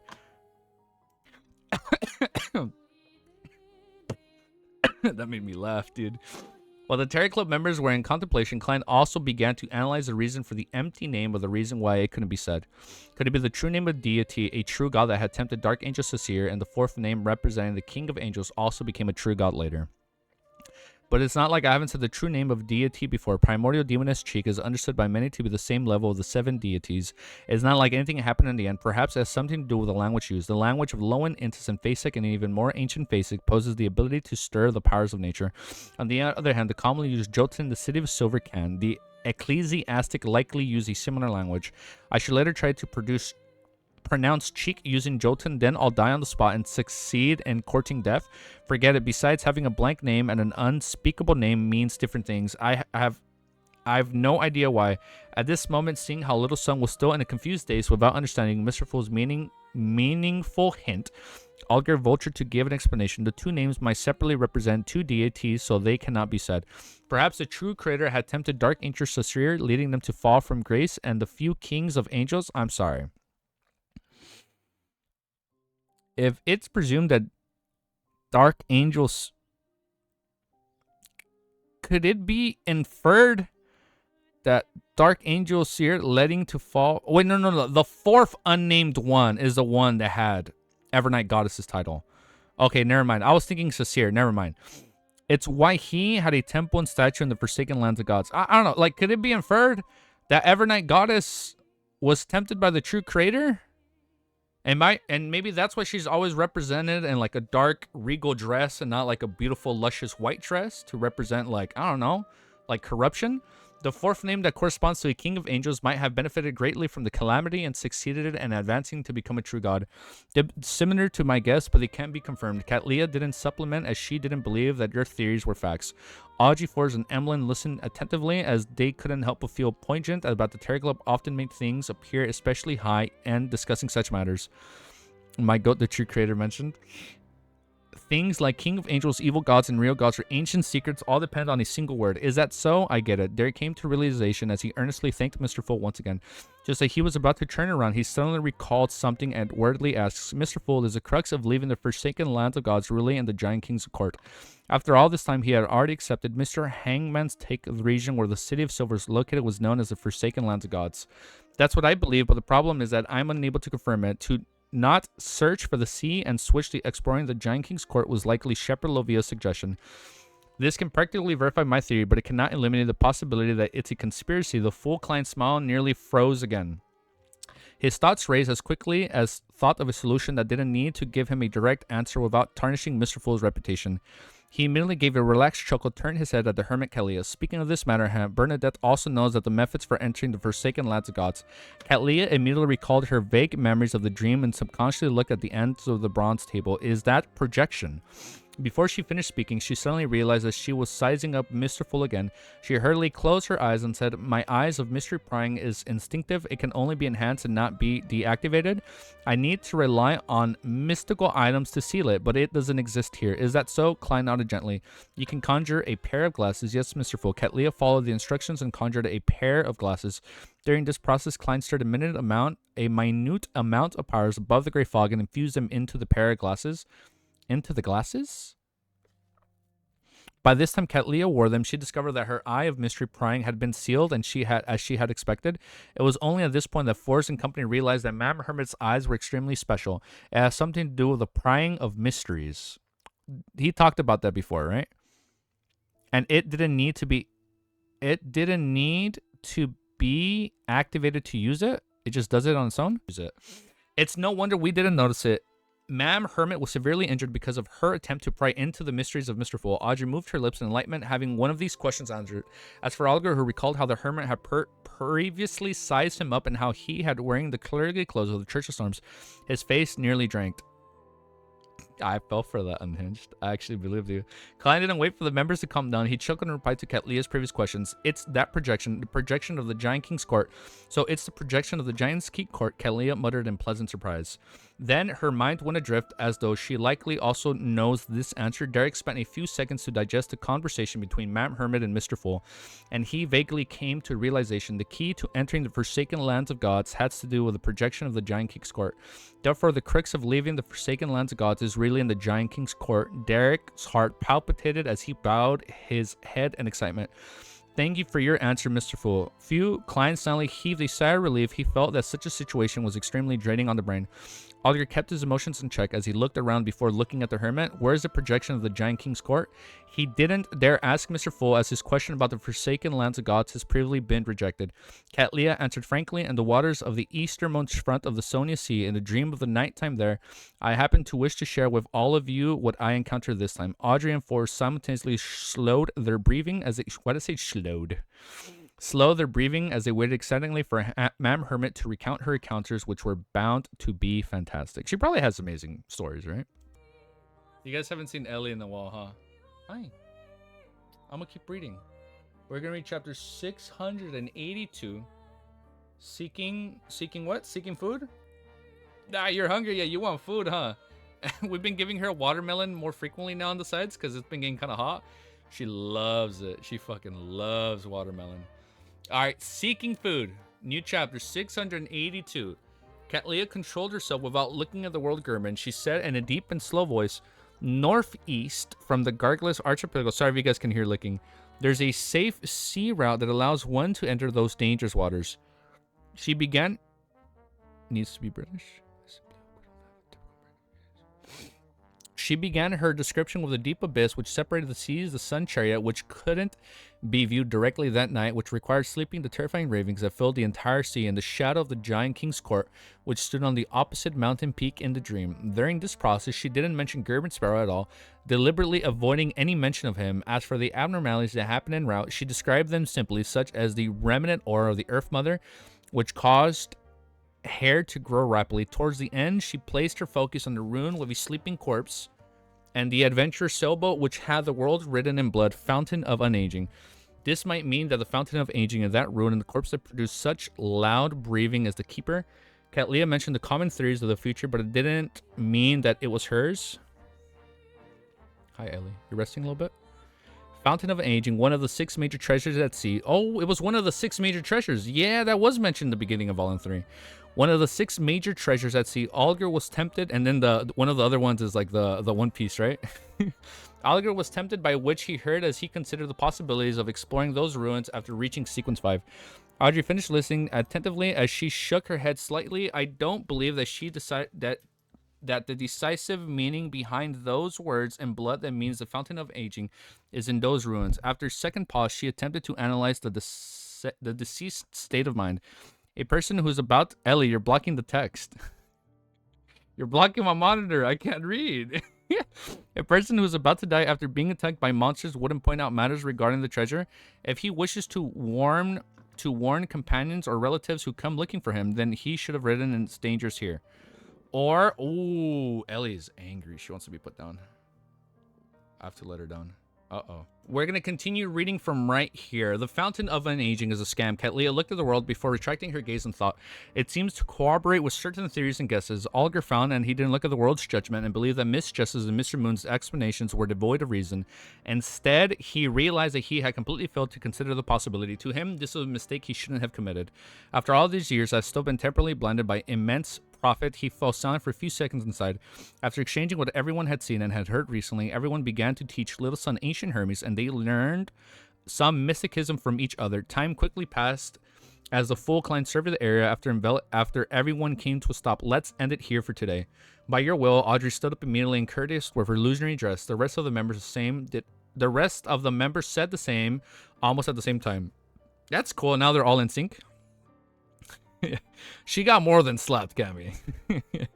She definitely heard the ravings. That was pretty wild. I genuinely thought she was going to be killed.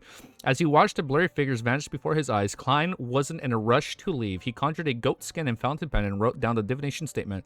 The hope for an advancement to sequence 4. Putting down the fountain pen, Klein held the goat skin and leaned back. As he closed his eyes, he entered cognition state and began silently reciting the divination statement.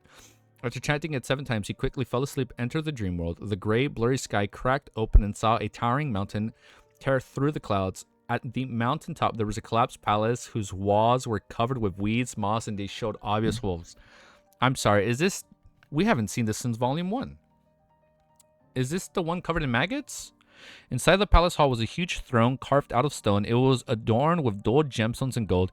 It was mostly mottled and damaged. It looked as though it wasn't prepared for a human, as countless translucent maggots were... Oh, shit.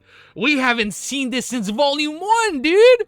Wait. So this is at Hornicus Mountain Range. Yes, the maggot throne. It looked as though it was prepared for a human, as countless translucent maggots were bunchly dense together. Wait a fucking second. Countless translucent maggots. I'm sorry, does this imply they're translucent worms of time?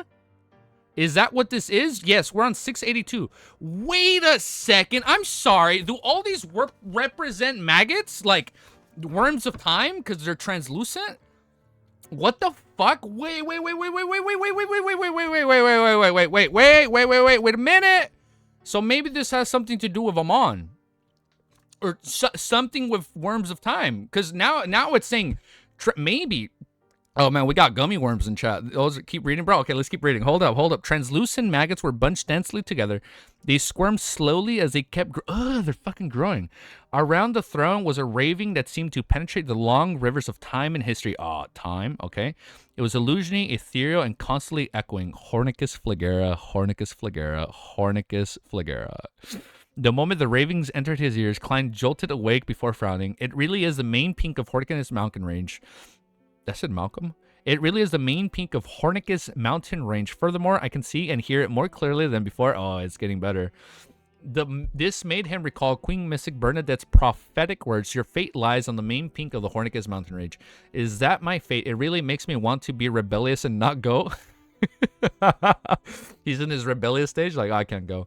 So I can't deal with absolutes. It depends. Klein sighed and conjured the 5 bounty notices provided by Emlyn White. Combining the information he had, he used the methods of divination to find the locations of primordial moon believers. Finally, due to his lack of information, he could only confirm 2 points. Galvis, Kevin, Windsor, Bering, and Erogues are all in Backland. I read all those names wrong. Dandy and Laura at the Edmund Harbor and Pritz Harbor, respectively. This is as good as nothing. Klein shook his head and returned to the real world. Recalling how he had already agreed to provide Little Son with a notary potion formula within 3 days, he wore his coat and top hat and separated to his head out to find a target. When he opened the door and came to the stairwell, he saw Anderson Hood. He saw Anderson Hood waking up, twirling his deer hunting cap with his hand while humming a folk song.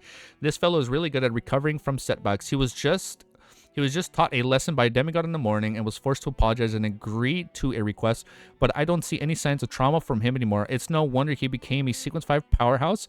Just this state of mind alone makes it difficult for him to lose control. Klein looked at him, nodding slightly as a greeting. Good afternoon, German Anderson chuckled as he waved his hands. I received the bounty and characteristic money. I'll pay you the rest now. As he spoke, he took out stacks of cash of different thickness from different pockets. It happened pretty smoothly, I see. Klein commented without much emotions involved. Anderson immediately laughed. That's right, it happened far smoother than I imagined. Those fellows who should have rocks for brains were surprisingly friendly, polite, and efficient. I even suspect that whether I've become a blessed of lady luck.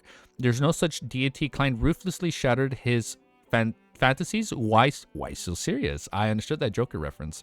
Why so serious? It's life. Relax a little. Anderson handed over the remaining 1,200 pounds. Actually, I'm very clear about what happened. This gentleman doesn't want me to waste my time, so he secretly exhorted those people. Klein glanced at the people, pressed down on it, and asked in passing, have you confirmed which pirates gave you the problem? He was asking about the prey that resulted in the manipulator's involvement. There's no way for confirmation, Anderson said with a bitter smile. Do you think I didn't confirm it ahead of time? Although I appear nonchalant in front of you, I will investigate the prey's background and situation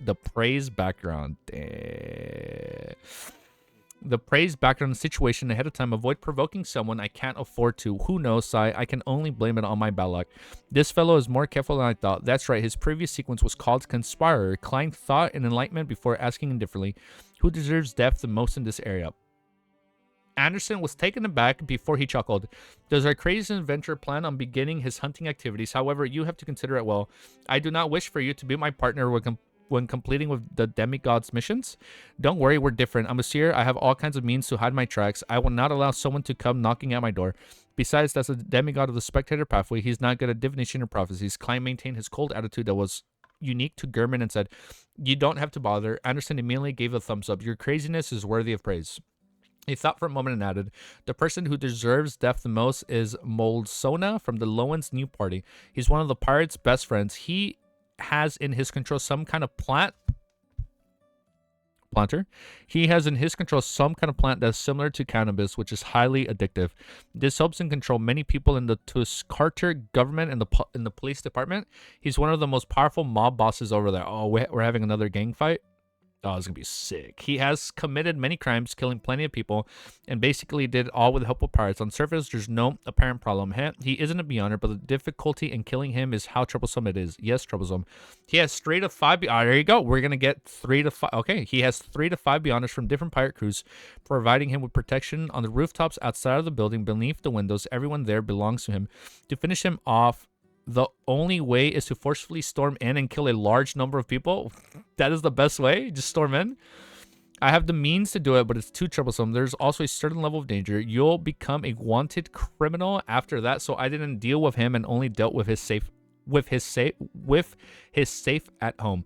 Safe to talk about banditry at such a in such a fresh way. Yes, I previously heard that Tuscarter's main industries are its plantations, economy, and pirates. Black market traditions. It also has a flourishing bar, brothel, and gambling industries. I never expected that it includes new age drugs. Mosana is an ordinary person, not a beyonder. Perfect. Creeping hunger happens to lack food. Klein nodded and indicated for Anderson to go deeper into detail. Evening in the Oak Tree Bar, a boxing match was about to unfold in the boxing ring, many alcoholics surrounding its mugs and hands. They were like sharks who had caught the scent of blood. As they placed their bets, they loudly yelled the word such, kill him. This was business of the head of Lowen's new party, Mozana. The unique thing about the boxing matches held here was the death that was permitted. Death was permitted? Mozana greatly enjoyed matches that resembled ancient wrestling competitions. He often came to watch a few matches. At that moment, he was seated on the second story overlooking the ring. Around him were several bodyguards. They were watching every direction. Among them were no lack of beyonders that sent the pirates he worked with, as well as experienced adventurers he hired with large sums of money. These people either had their backs or sides facing Mozana as they surrounded him, and they prevented anyone from approaching him. Revolvers, rifles, and hunting rifles. They were all aimed outside to leave the masses intimidated. After confirming the situation, Klein pressed down on his top hat, entered the bar, and saw Mozava sucking on a cigar. This mob boss has a very discernible face, be it his brandy nose or thin brows. They were all very unique. Klein retracted his gaze at first, went to the bar to get a cup of local malt beer worth pence. Then he made his way to the railing beneath the second floor. Although he wasn't directly under Moslana and it was heavily guarded, he was already not very far from him. I'm within 5 meters. Klein silently muttered to himself, raised his cup of beer, and looked at the boxing ring. Now, you know, it'd be cool if Klein enters this boxing spars. That's what I want to see. He's been to so many bars where they're like people like boxing or fighting, right? Like street boxing or like street fighting. I want to see him enter a street fight. That'd be pretty cool. Chapter 683. My music is really low, so I'm going to raise it a bit. So you're here as well. Black spirit body threads that stemmed from the direct life forms appeared in Klein's vision. Can you guess how he's going to hurt him? He has to enter the fight, or he's going to be using his marionette. He's probably going to use his marionette abilities in some way, shape, or form, right? Like maybe he's going to like control him to enter the boxing ring and then he gets killed that way. Like he's going to indirectly kill him in some way with his new abilities. But he didn't immediately extend his spirituality to attempt to control him. You've read at least a few more chapters. You've got to read. I know. We're going to keep reading. After distinguishing and confirming which spirit body threads belonged to Mozana, he gulped a mouthful of malt beer as he began to focus on the boxing match in the ring, just like a real member of the audience. Dude, thank you for subscribing. Just like a real member of the audience. The two boxers had their tops bars and didn't wear any protective gear. They fought all out, constantly clashing with each other as fists met flesh. And the situation quickly escalated to a fervor. Many of the alcoholic gamblers had adrenaline pumping through them as they shouted from the boxers they supported, passionately yelling, "Kill him! Finish that son of a bitch!" On the second floor, Mozana also forgot the cigar in his hand that was fixated on the ring below. His hands clenched tightly into his fists. Apart from those who have their backs facing him because they were keeping tabs on any suspicious people or watching the important regions such as the rooftop or area beneath, the people around him couldn't help but have their eyes peeled into the intense boxing match. Klein raised his hand again, gulping a mouthful of beer as though he was out of breath from the tense atmosphere. At this moment, his spirituality suddenly extended and grabbed onto the illusory black threads corresponding to Mozana. On second thought, 2 seconds, 3 seconds, the brandy-nosed Mozana was just about to pump his fists a little as though he was in the ring himself when he suddenly found his brain go numb. He felt the surroundings abruptly turn odd as though several panes of glass were in between him and them. Mozana immediately discovered that his thoughts had clearly slowed... So he knows something happened. Mozana immediately discovered that his thoughts had clearly slowed down as though all parts of his brain had suddenly rusted. Your brain suddenly rust. Okay. As the target was only an ordinary person whose spirit body was far more inferior than that of the Beyonder, Klein took less than 20 seconds to achieve initial control over him. Oh. I remember back then it said 5 steps. It's the initial stage. Yeah, no. Back then it said like for a Beyonder it's like 5 minutes, but because he's not a Beyonder, it happened in 20 seconds. Yeah, no, yeah. Yeah, for it's like the Antigonus family. No, it's like the Antigonus puppet. It slows your thoughts, it slows your movements. Yeah, and I remember that. It's pretty cool though. Like now he can, like, even with Rosalgo, he remembered, like when he mentioned that in volume 2, like, oh, it's like the Antigonus puppet, which is so fucking, I find it cool how there were so many like abilities or like just abilities that he was introduced in volume 1 that he didn't necessarily use, but it basically introduced him to abilities he would use. 5 minutes was for full control. I thought 5 minutes were full control against a Beyonder.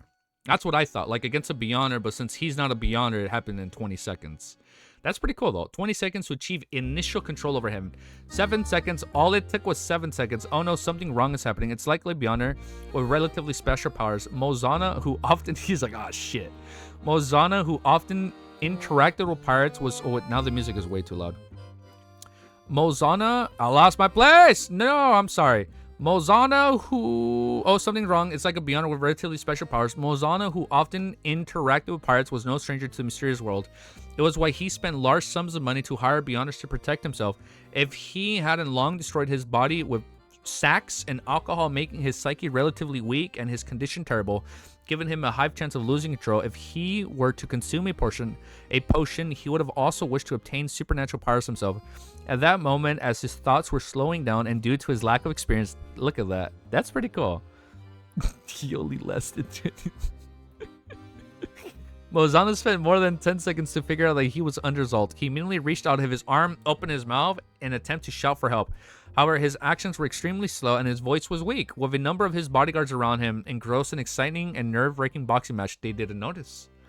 And the audience is roaring in an ever-increasing crescendo, as well as all the guards along the perimeter putting their attention on any possible attack locations to protect their employer. His obvious abnormality ended up being neglected. Damn, dude. When the climax of the match received a temporary respite, a number of bodyguards and subordinates turned to look back at their boss, and they saw that his eyes appeared somewhat in a daze. His hands didn't seem to be in the right place, as if he was still caught up in the match, anxiously awaiting for the final results. The corners of the mob's eyes had tears welling up as he tried hard to release his fingers to drop the cigar and attract the attention of his subordinates. But he discovered in despair that his line of thought was becoming highly impeded and stiff. Even with a simple action needed more than a minute to complete, and his fingers were even resisting his will. Pa! The burning cigar finally fell to the ground. I can just see this happen. I can see this happening in slow motion. It falls down. The burning cigar finally fell to the ground as Mozlana's tears flowed down to his neck. What are you gonna do? You gonna cry? Flowed down to his neck across his cheeks. A few bodyguards discovered this, and they were about to ask their boss if it was because the match was too excited. He was so emotionally excited watching this fight. He was too excited when Mozlana suddenly bent down and he wiped his face. He picked up the cigar. That was an excellent match. Give the victor the money. I'm sorry, is he being controlled by Klein? Mozlana flicked the cigar and pulled up his collar as he grinned happily. He didn't say exactly how much was to be given, as Klein didn't know the market rates. All he could do was give a vague comment. Yes, Mozlana, one of the Loan's new party, had already become a marionette. He's a marionette. Mozlana of the Loan's new party had already become a marionette. As this mob boss was only an ordinary person and his spirit body was even weaker than most healthy humans, all it took was 2 minutes and 15 seconds. That's it. That's all it took. All it took him was 2 minutes and 15 seconds. If the time needed was any longer, he would have to divert his attention to create an illusion to create some chaos, making the bodyguards place their attention on protecting Moslana and not being able to discover his abnormality in time. Kill him, kill him.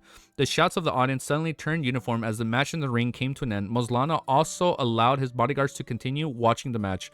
When a boxer collapsed to the ground unconscious, Moslana took a swing of his cigar and said to the lounge, "I want to take a break." "Yes, boss." His bodyguards and subordinates immediately surrounding him escorted him to the corner of the second floor and helped him open the door to the lounge. After instructing his guards to guard different critical spots and to not disrupt him, Moslana paced around and opened a safe. He found documents involving all kinds of new drugs and selected the most important ones. Following that, he placed the documents and an address he cut from the newspapers, as well as a total of 758 pounds in cash, into a briefcase. With a creak, he opened the door and called for a subordinate. "Throw this bag under the 3rd Street lamp and around the alley." "Yes, boss." The subordinate did inquire why. Was it Romero was saying, "Put the fries in the bag"? That's exactly what's happening right here. Put the fries in the bag. This was a rule. After closing the door again, Moslana found 3 candles and items with spirituality and used a pen and paper to carefully draw the corresponding symbol of the fool, a half-pupilless eye which represented the concealment, and the contorted lines which represented change. Did you not record the reaction of yesterday? Tonight. Then the Bob who represented... Oh my god, I lost my place. Then this mob boss who had become a marionette lit the candles, used cologne to represent essential oils and extracts, and solemnly held a bestowment ritual. He softly chanted the fool's honorific name, and he used ancient hermitage, which he originally didn't know, to recite the corresponding incantation. Following that, the music is too loud. Following that, he picked up the item with spirituality to let it fuse into the wind, constructing an illusory door with a transformed candlelight. If he couldn't find an item with spirituality, Klein had planned on using Moslana's blood, a human's blood, with an item with spirituality to begin with. In the washroom on the 1st floor, Klein took this opportunity by taking 4 steps counterclockwise and going above the gray fog. He didn't use the Black Emperor card. If it did drop, we'd watch it. He didn't use the Black Emperor card. Instead, he directly stirred some of the powers of the mysterious space, combining it with a paper figurine, brewing through the bestowment ritual. The pitch blackness immediately transformed into an angel with 12 pairs of wings. It flew through the illusory mysterious door, passing through the pitch black depths of the void and arriving where Moslana was. This was to disrupt any subsequent investigations via divination, prophecy, or the beyond powers. Right on the heels of that, Klein picked up Creeping Hunger and threw it into the ritual bestowment. Creeping Hunger arrived in the real world thanks to the bestowment ritual, and it arrived in front of Moslana. Having not eaten for a long time, it immediately became restless. Damn, it fucking eats him like that. At this moment, Klein, who had returned to the washroom, controlled the frozen Moslana from a distance of dozens of meters away to immediately close his mouth and pick up the glove on the altar. A crack opened in the middle of the gloves as 2 rows of illusory white and eerie teeth were revealed. Their senses of the marionette he obtained quickly weakened as he decisively severed his connection. The slight backlash made his mind spin, but it didn't take long for him to recover. He's like, oh shit. He didn't use the Black Emperor card, and instead he directly stirred some of the powers of the mysterious space, combining it with a paper figurine before throwing it through the bestowment ritual. The pitch blackness immediately transformed into an angel with 12 pairs of wings. It flew through the illusionary mysterious door, passing through the pitch black depths of the void and arriving where Moslana was. This was to disrupt any subsequent investigations via divination, prophecy, or other beyond powers. Right on the heels of that, Klein picked up Creeping Hunger and threw it into the ritual door. Creeping Hunger arrived in the real world thanks to the bestowment ritual, and it arrived in front of Moslana. Having not eaten for a long time, it immediately became restless. At this moment, Klein, who had returned to the washroom, controlled the frozen Moslana from a distance of dozens of meters away to immediately close his mouth and pick up the gloves on the altar. A crack opened in the middle of the gloves as 2 rows of illusory white and eerie teeth were revealed. The senses of the marionette he obtained quickly weakened, and he decisively severed his control. The slight backlash made his mind spin, but it didn't take long for him to recover. Then, as nothing had happened, he left the washroom, returned to the bar counter, and continued drinking the malt beer he didn't finish earlier. At the same time, he found a rat on the 2nd floor through the use of spirit body medium threads. He then made it become the marionette in less than 2 minutes. The rat began The rat? The rat began searching for a tunnel in the path with rather awkward and unfamiliar motions. And it took quite some time before entering Moslana's lounge through a hole hidden by a bookshelf. At this moment, a thin glove that resembled human skin lay silently on the ground as there was nothing left behind by the Moslana, not even his clothes. Damn. So even animals. Okay, I was under the impression it might just be people. But he can any living things, any living entity that has the spirit threads. Got it. It's just inanimate objects can't be used. I said it wrong, but yes. Okay. Wait, the rat is a beast. So technically, beast tamer confirmed. Remember how Rozongo took control of a small worm? Yeah, it's when like the worm like peered into like Klein's and he was like observed. Oh shit. I always wondered how that worm was going to tie into play. Yeah, Rozongo controlled... I never thought about that. Yeah, he made the worm a marionette. See? So he is a beast tamer. Okay. The rat climbed up to the table and bit by bit on the paper the symbol corresponding to the foal, placing it close to the burning candle. The paper quickly ignited and burned to ashes. After extinguishing the 3 candles, returning them to its original location, the rat came besides... creeping hunger and bit onto it. Dude, there are way too many worms brought up in the series. I'm getting a little scared. Then it returned via its original path and left Moslana's lounge. It stealthily ran all the way to the balcony facing the outside on the 2nd story, and it silently climbed down. On the 1st story, where the bar counter was, Klein finished drinking his last mouthful of beer, put down the cup, and slowly stood up. He pressed down on his half-top hat, stuffed his hands into the black double-breasted frock coat, and walked past the alcoholics and gamblers without any haste and came to the streets. Following the light of street lamps, he entered the alley at a normal pace while he pulled out a paper figurine, lighting it with a flick. He picked up a briefcase thrown under the 3rd street lamp. At this moment, a gray rat came with a thin human skin glove in its mouth and out of the shadows. Klein bent his back with a deadpan expression once again and picked up creeping hunger. Then the gray rat left on its own, climbing into a rubbish chute and lying there until it lost its breath. With night about to fall, the street lamps illuminated Klein as he stood there, spreading his fingers in an unhurried manner while creeping hunger on his left hand. After stretching his finger joints and getting used to the glove, he carried the briefcase and followed the still vibrant and lively oak tree bar before vanishing at his crossroads. He took out the address slip and stamped from the briefcase, and he left only with important documents, passing them onto it. Then he placed it in a mailbox on the corner of the street. Finally, Klein changed back into Germansboro, took a rental carriage, and headed for another bar around the pier. It was a bar provided by Anderson that had relatively more pirates. Upon entering the bar, Klein swept his gaze and took in the interior. Suddenly, he saw a familiar figure. The figure had a medium-sized build, and his lips, the member of the guild? No, not the guild, but like the hunter organization or the adventure organization. His brown eyes lit up an intense maleficence that left one afraid. He was none other than He was none other than the second mate of the King of Immortality, Agalito, Slaughterer Kerchis, with a bounty. What a coincidence we ran into here. With a bounty of 9,500 pounds. Clearly, after escaping via the exit of the dangerous waters, the deaf announcer had arrived in nearby Toscarter Island in search of replenishments. So you are healed as well. The coroner's climb mouths curled up slightly, discovering in a chance to encounter the devil who couldn't be more suitable for hunting. No shot, dude. Just as he generated that ill intent, Kerchis sensed him and turned his head to the entrance of the bar. Klein didn't hesitate to grab a beer on the table beside him, threw it over. Right on the heels of that, he just goes all out. He drew his revolver and coldly aimed. Bang! Oh shit! Okay, this is so sick. Battle encounter. I'm gonna shut the fuck up. We're gonna keep reading. Next chapter, 684. We're gonna mix it up. We're gonna play Twisted Forces from Baldur's Gate 3. We're gonna see if this song fits. Battle encounter Kacha. I'm gonna lower the volume just a bit. Kerchis only half turned his body as the cup of beer hit the round table beside him, smashing the pieces. I'm gonna lower it down even more. Smashing the pieces. Amidst the gunfire, he didn't attempt to dodge, as though he had instinctively seen through the illusion.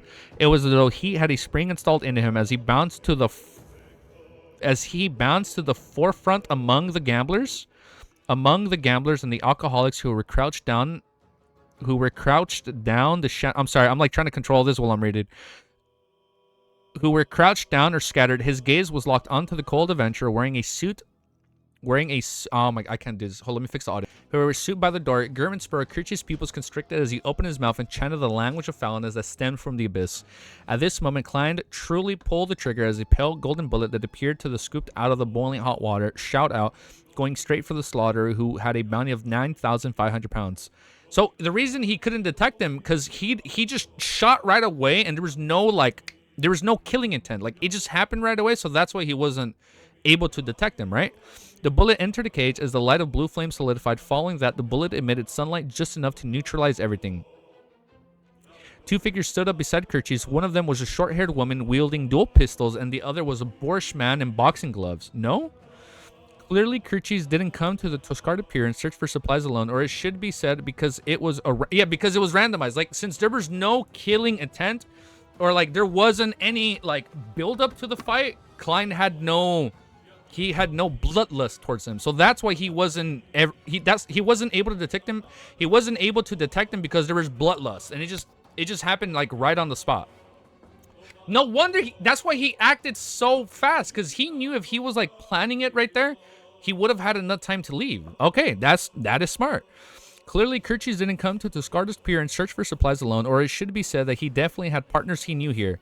Klein just saw him and attacked. Yeah.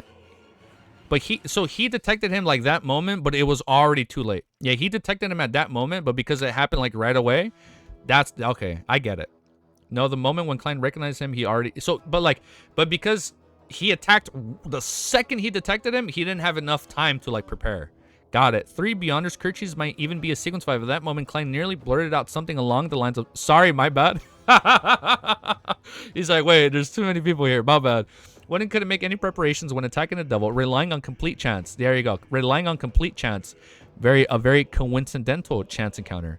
Furthermore, there couldn't be any hesitation, otherwise the devil would immediately detect the ill intent and danger. You just jump right into it. However, under such conditions, it was truly hard to tell who held the advantage in such a situation. Klein didn't hesitate to turn around while holding his revolver. Then he agilely dashed for the staircase leading to the bar's second story amidst the crowd and avoiding the crouching alcoholics.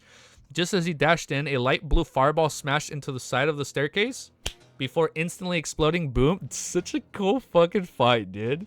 Such a crazy-ass random encounter. A tiny part of the bottom of the staircase collapsed as the bar began to tremble. The strong smell of sulfur spread. Kirchie's and his two companions didn't delay as they jumped across the first few steps of the staircase in a fervent pursuit of German Sparrow. Tap, tap, tap. Klein ran for the second story, and midway he quickly began his examination of the corresponding spur body threads. Oh, to control him. This allowed him to easily find an empty room without any humans. He turned around. Oh, to detect them.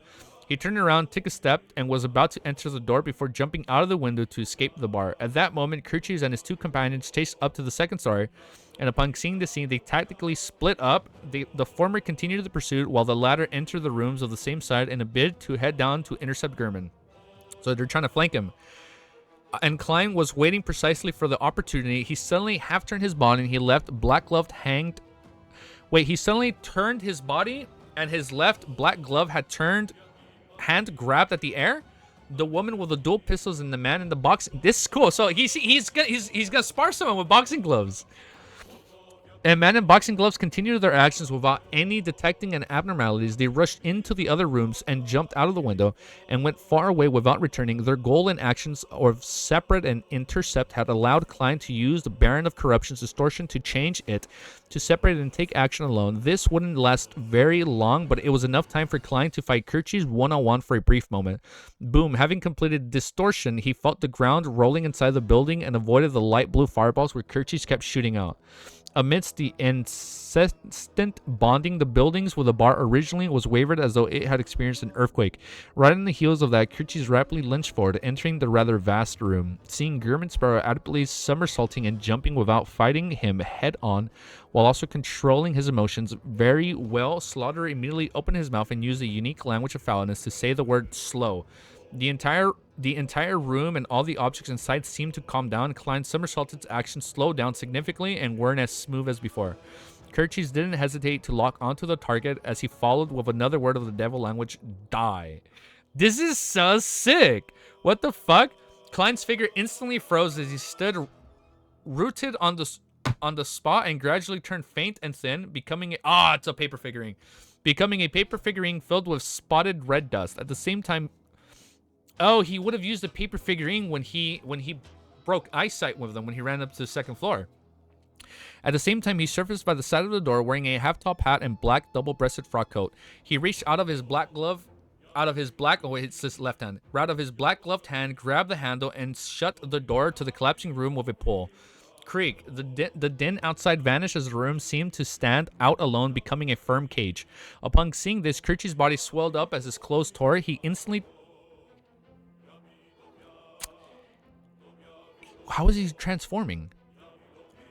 Like, is he going double trigger? Like, what's going on? He instantly transformed into a behemoth at nearly 9 feet tall. He instantly transformed into a behemoth nearly 9 feet tall. His skin appeared dark, but it was dark black and sinister. Goat. Oh my god, that's so gross. This is devil form, right? Okay, so his devil form is more like a 9-foot behemoth with devil horns. Dark, goat horns fill the countless mysterious patterns grew out of his head as pairs of bat wings on his back spread open. Swirling around him were light blue flames that emitted strong smell of sulfur. So. Light blue fireballs shout out in unison, belittling the region around the door. This is such a cool fight, dude. At the same time, the redness in Kirchi's eyes bloomed as he said with extremely corruptive words of devil. Corruption. This was also an area of effect attack. So he has an AoE. The light blue eyes in his eyes filled up as Klein clenched his left hand, which wore a sinister and noble glove, and he quickly did a half twist. The fireballs immediately lost their trajectory. Did he control that? Because it has spirit threats. The fireballs immediately lost their trajectories and acted chaotically as though in random motion. They smashed into the ceiling door. Did he move or flew backwards at Kirchi's? Immediately the booming sounds in the room undiluted. The seal created by the power of distortion suffered an intense blow as it trembled, but it didn't show any signs of damage. The light blue flames soared into the sky as they smelled the sulfur spread. Klein's body suddenly bent down as his body was covered in layers of clearly sticky black liquid. Bang. His figure exploded, turning into torn pieces of paper and corrupted the black fog. Distortion of Baron of Corruption. Oh! He used the creeping hunger ability. The distortion. Got it. I forgot about that. His figure exploded, turning into torrents of... Sometimes I forget what creeping hunger... I forget it off the top of my head. The seal created by the power of distortion. That's the creeping hunger ability. The power of distortion suffered an intense blow as it trembled, but it didn't show any signs of damage. The light blue flame soared into the sky and the smell of sulfur spread. Klein's body suddenly bent down and his body was covered in a layer of clearly sticky black liquid. Bang. Ew. His figure exploded, turning into torn pieces of paper and corrupted black fog. Immediately following that, he suffered on the other side his skin in clearly dark shade.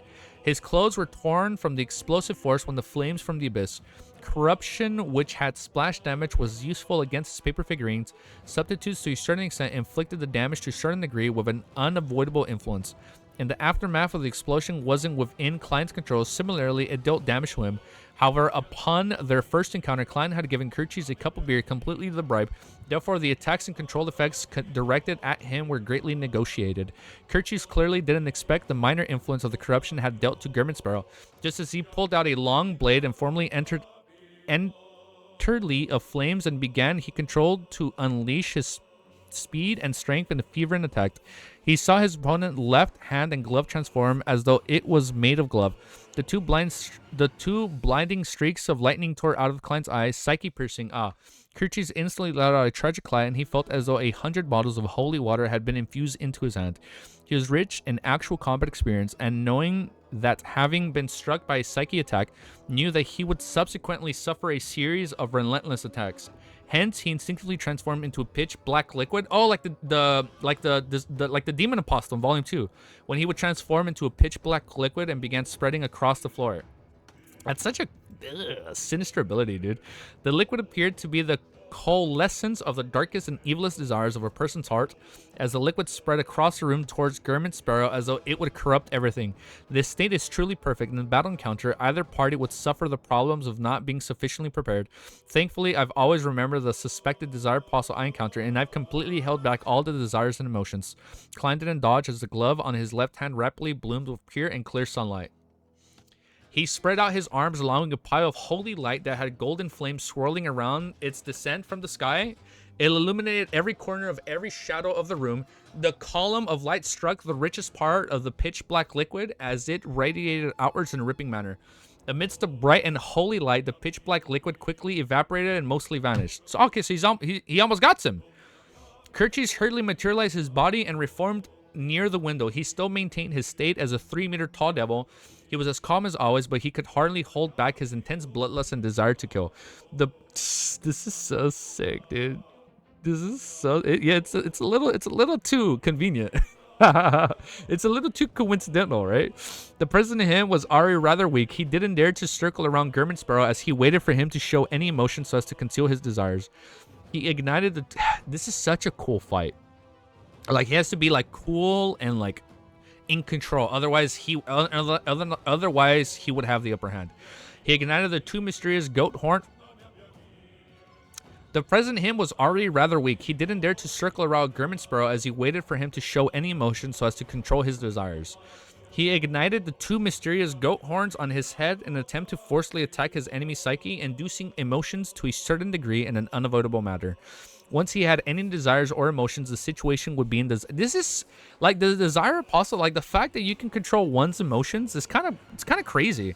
Like you literally, this is such a bad counterpart for like seer, right? Like you must always be a prepared magician. Like you always have to be prepared. But against a desirous apostle, you have to go like completely opposite. Like you can't be prepared. Like you can't plan anything. Otherwise, he senses all this. At that moment, Kirchi's head suddenly turned numb, causing him to nearly lose the thoughts he previously had. Is he controlling him? After both parties entered a range of 5 meters, the reason why Klein remained in a passive state using paper figuring, substitutes, and a burn of corruption's distortions powers to barely put up a fight and stall for time was to deviate attention in order to control Kirchi's spirit body threads. Oh. Clown are adept at controlling their emotions too. Well, I thought you can only control your facial expressions. Right? So also their emotions. Sorry, I forget about that part. It's not just like your facial expressions. Like it's also your inner thoughts. Got it. In order to control Kirchi's spirit body thread, with the strength of a Sequence 5 spirit's body, it wasn't easy to obtain initial control over Slaughterer to begin with. However, with a cup of the beer bribe, it reduced Kirchi's defense at resisting. After all that, this desire apostle suffered a psychic piercing and was thoroughly purified once by the light of purification. As a result, he had become rather weak. Therefore, even though Klein was using his other powers, he still took 15 seconds to obtain initial control over Kirchi's. It's only your outer appearance, right? Thought they were better at being... Such a cool fight. The intense battle in the room instantly turned quiet. Although Kirchi's thoughts had turned slow, he still had the ability to complete certain actions. He could still forcefully resist the control that stemmed from the depths of his spirit body. The bloodshot colors in his eyes converged as his eyes reflected German Sparrow figure. The curled goat horns... Oh, they're curled. I thought they were straight. The curled goat horns on his head began to burn intensely as hatred, greed, lust, wrath, and other emotions of the desire began to spread outwards in corporeal manner.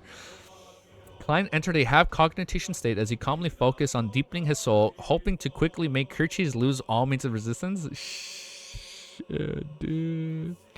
Chapter 685. Oh my god.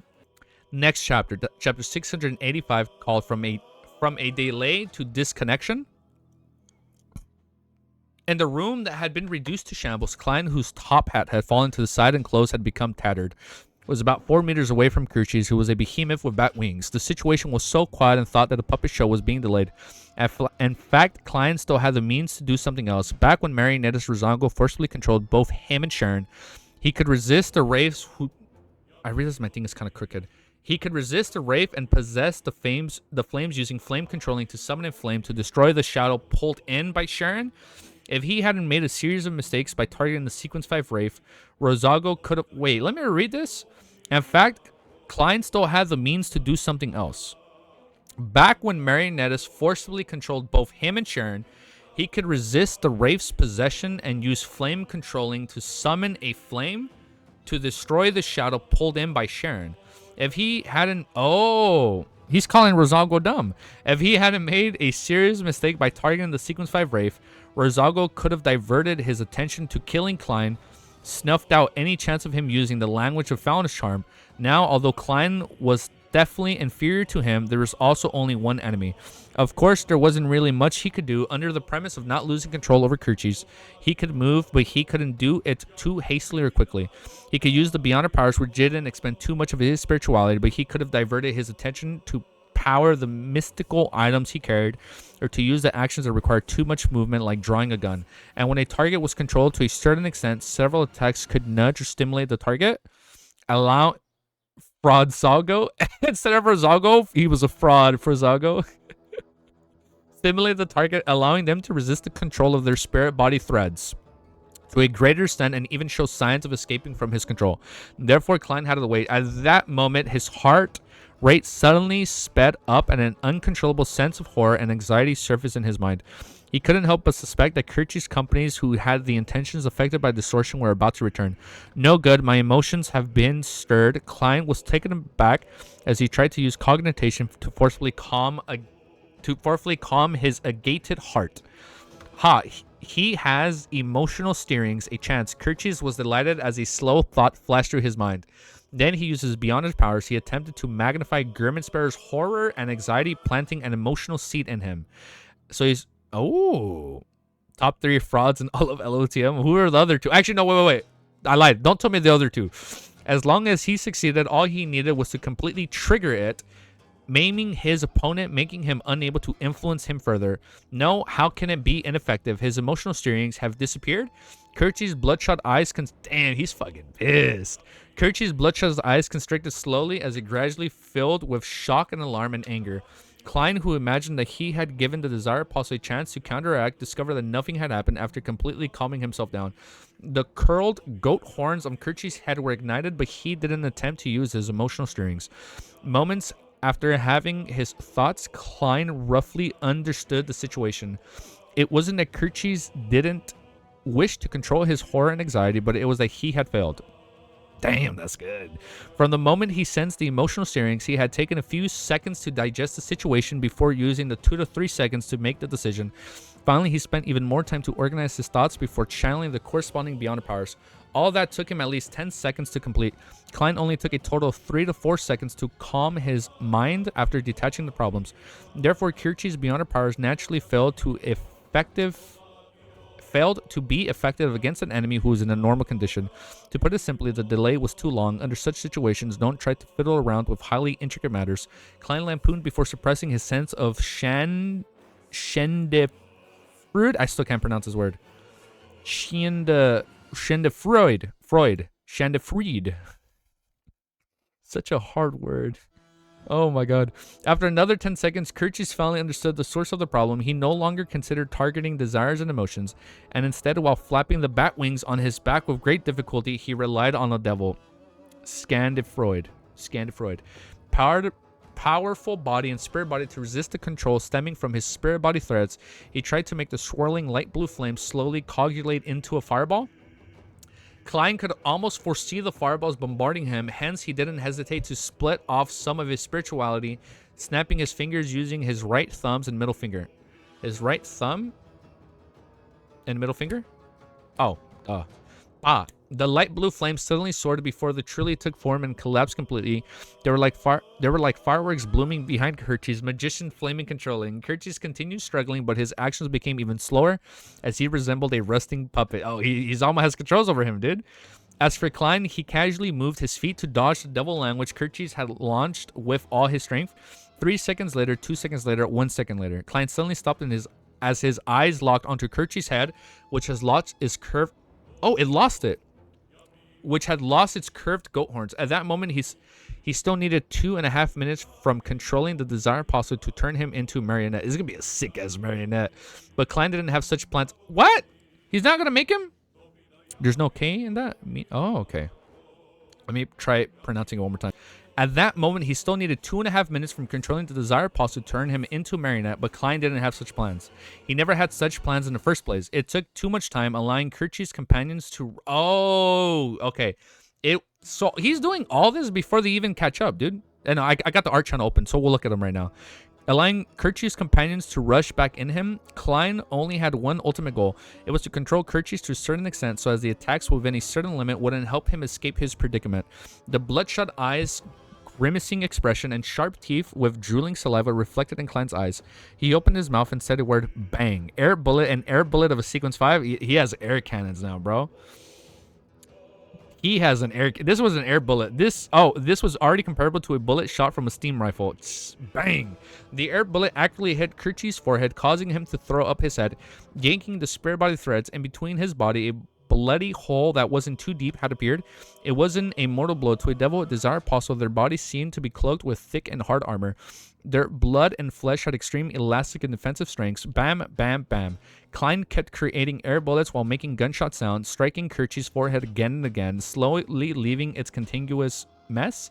At the same time, he stably controlled the spirit body threads to prevent him from using his feedback to weaken the influence. Kirchi's let out an angry... Now he's angry, dude. Now he can't control his emotions. Kirchi's let out an angry, stuttering roar as he tried moving forward in a bid to counterattack, but Klein was a lot more agile than him. I guess his agility as a clown came in clutch, huh? His agility and nimble right balance. And his plans to liquefy undoubtedly failed because of the control of the spirit body threads. So now he can't, like, go into his black goo form. Bang! Another air bullet struck Kirchi's, completely shattering his forehead, penetrating his brain. Bang! Bang, bang. The subsequent bullets flew in, one bullet after another. Bang. Kirchi's skull was finally sent flying as black crevices filled his brain. At that moment, it was a complete mess. The aura of the slaughter worth 9,500 pounds quickly dissipated, but he didn't close his eyes and he had already lost them. Bit by bit, he collapsed to the ground slowly as Klein walked over and extended his left hand. He's using creeping hunger. Two blood-red eyes split open in the middle of the glove. A cold of eerie wind appeared as slaughtered Kirchi's spirit body as well as his black fog. Like Beyonder characteristics, shot towards creeping hunger amidst the screams before fixating itself in a blank finger. Soon the glove turned black once again, but this time it came with profound and pure, resembling countless squirming dots on the same color, forming one layer after another. Klein sensed the changes for 2 seconds before walking towards the shattering window, feeling somewhat disappointed and also somewhat delighted. Why would he be disappointed? Good night to y'all. Have fun. Yo, thank you, dude. Don't worry, have the videos up right away. When grazing Kirchi's, he had actually considered which Beyonder powers he wished to receive and which he didn't wish to receive. I thought it was always randomized. The one he didn't wish for was the danger premonition of a devil, as this needed to have creeping hunger constantly activated while maintaining Kirchi's soul, and he doesn't want that. And this meant that he needed to feed the glove every day, which spelled extreme inconvenience for him. Furthermore, this also overlapped with his powers as a seer to a certain extent. Yeah, because you can just use the divination. So he doesn't need it. As for whether the danger premonition of a devil worked after making it into his marionette, Klein believed that it was targeted on the marionette and had nothing to do with its control. When Klein wished for the most was to draw the desires of apostles beyonders of using a target's emotional stirring, or to use any of the language of foulness, which was best being deaf or corruption. At that moment, he had been quite lucky to obtain 3 Beyonder powers. One of them was language of foulness. Ooh, but it was in deaf or corruption, but slow. So the language of foulness has slow. Okay, that lines up with being a marionette. This allowed all targets in a 7 to 8 meter radius to instantly turn numb or even calm to a halt. Dude, now he's even fucking stronger than the sealed artifact. I'm sorry, now he's stronger than the sealed artifact. Come to a halt. Now he's stronger than the Antigonus puppet, dude. That's sick. However, it can only be maintained for... Oh, never mind. So the sealed artifact is still a little bit stronger because he can only maintain it for 2 seconds. The second Beyonder power was Sword of Lava. The second Beyonder power was Sword of Lava. It could create a flaming sword with extremely high offensive powers. One strike could directly cleave through a thick stone column, leaving... I want to see him using a fucking Sword of Lava. What the fuck? Leaving the slice off end to appear to be melted off. This was the option Kirchi's had used when he attacked manically. Dude, I fucking love Creeping Hunger. Sword of Lava Speak. I want to see him use that. The third was Sulfur Fireball. Oh, the blue fireballs. And that's why I said it smells like sulfur. The third...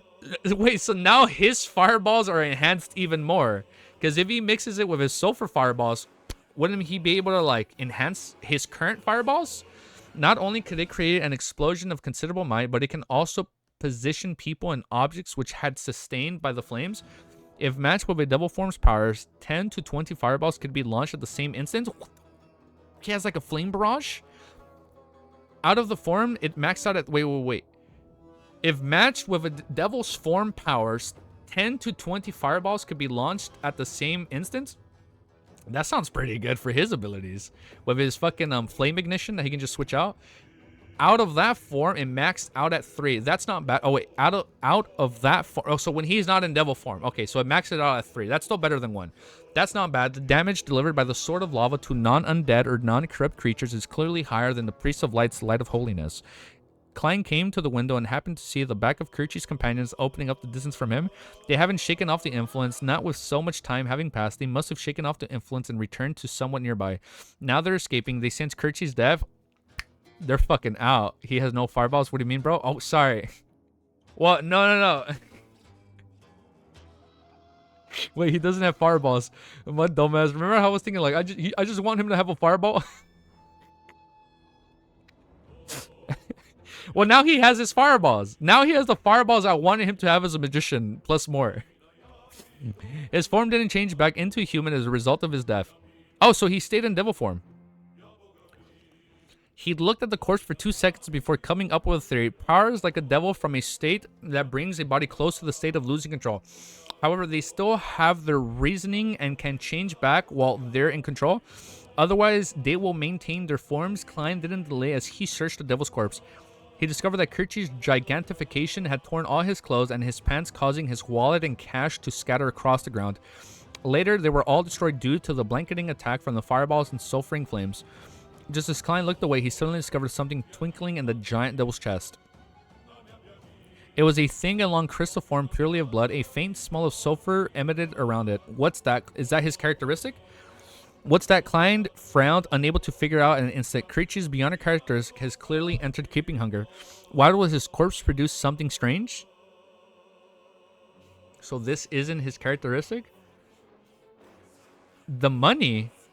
A question flashed across Klein's mind. Furthermore, wait, what do you mean the money? Why are you guys talking about the money? Yeah, for a second I thought Klein had a pyromancer ability. My bad, I know. That's what I originally wanted him to have when he hit magician. Like, just, if he shoots a fireball, I'm chill. But no, he got more. The money got burnt. Wait, no, he didn't. A question flashed across Klein's mind. Furthermore, as the second mate of the King of Mortality, Kirchis didn't even carry a mystical item or sealed artifact. This has exceeded his expectations. Wait, he burned the... He gets no money out of that. Yeah, did bro? Really? Oh, I guess I misinterpreted that. Bro, stop reading words. No. Wait, see, he just because it doesn't say he burnt money. It doesn't specifically say he burnt money. No, it doesn't say that. Where does it say that? What's that? It was a long crystal formed purely of blood. A faint smell of sulfur enhanced around it. Really? It does? It did say wallet. No, it didn't say wallet. Really? I read it right here. I just read this part. Kirchi's gigantification had torn all his clothes and pants, causing his wallet and cash to scatter. It caused it to scatter across the round. Oh. Later, they were all destroyed due to the blanketing attacks from the fireballs and sulfurous flames. Got it. There you go. That is sick. That's so badass, dude. What the fuck? This is such a good fight. Yeah, look at this badass. This is 9 form behemoth form. That's badass. Dude, I'll be honest. I think this is... I'm liking this Klein. I'm loving Marionette Klein. I genuinely think this is my favorite sequence so far. I think this one is badass. I genuinely think this is my favorite one. Like, this is so sick. Like, this is him controlling everybody. Like, just... You know what this reminds me of? I don't know if you guys have read Hunter x Hunter. Or have watched Hunter x Hunter. But, like, when we're in the New York arc and he's using, like, his chains to fight the Phantom Trope. It's so sick. I think that's why this is so badass. It kind of reminds me of that a little bit. Alright? Like, him using his chains, but this is him using, like, the spirit threads. This is sick, dude. I love it. This is badass. I hope you guys are good with that. Do you know your hat is on backwards? No, it's forward. What do you mean? Yeah, the crew of Pika fight, dude. The crew of Pika fight was so badass in York, New York. I think that's why. Like, when he's using his strings, it kind of reminds me of, like, crew of Pika's Nen, right? Like, just him, like, being able to, like, hold people. I don't know. It's like, that's such a cool premise. I like the whole thing of, like, just being a puppeteer and, like, just, like, pulling people, like, with, like, invisible threads or shit like that. I don't know. I find that so sick. I don't know. I think this is my favorite Klein sequence so far. Like, unironically. And, like, whatever persona he takes as a marionette after we put German Sparrow to rest and he takes on a new, better form. I don't know. I'm excited to see what it is. I don't know. We'll see who he is, but whatever this is, I'm down for it, dude. I'm down for it. I'm genuinely risky spoilers easy. Okay, we'll be careful.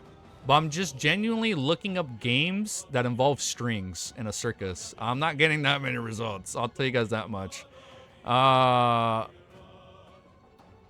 Stuff you've seen in a circus. Yeah, no, it's all stuff like from a circus, right? Like a marionette, you've seen that at a circus. You've seen seers at a circus. Clearly magicians at a circus. Clowns are at a circus. Like, now I'm like, Bizarro Sorcerer. How will that be from a circus? That's the one thing that's confusing me. I don't know how that relates to a circus.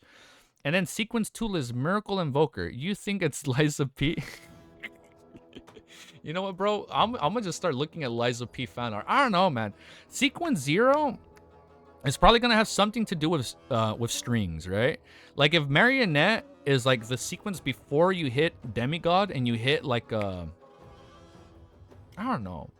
Remember, the sequences 0 represents a domain that involves all the sequences. It has to be something that's an amalgamation of everything. Only don't know 3 sequence name of Seer now. What the fuck is after Miracle Invoker? It has something to do with the deaf, right? It has something to do with deaf. I think that's what it is. It probably has something to do with deaf. If sequence 2 is Miracle, no, that'd be sequence 1. Sequence 1 have something to do with the dead. If sequence 0 is Miracle Invoker and Zorotool clearly deliberately said a true miracle is bringing the dead back to life. Strings dead. Why deaf? Why deaf? Because like Klein clearly came back from the dead twice, right?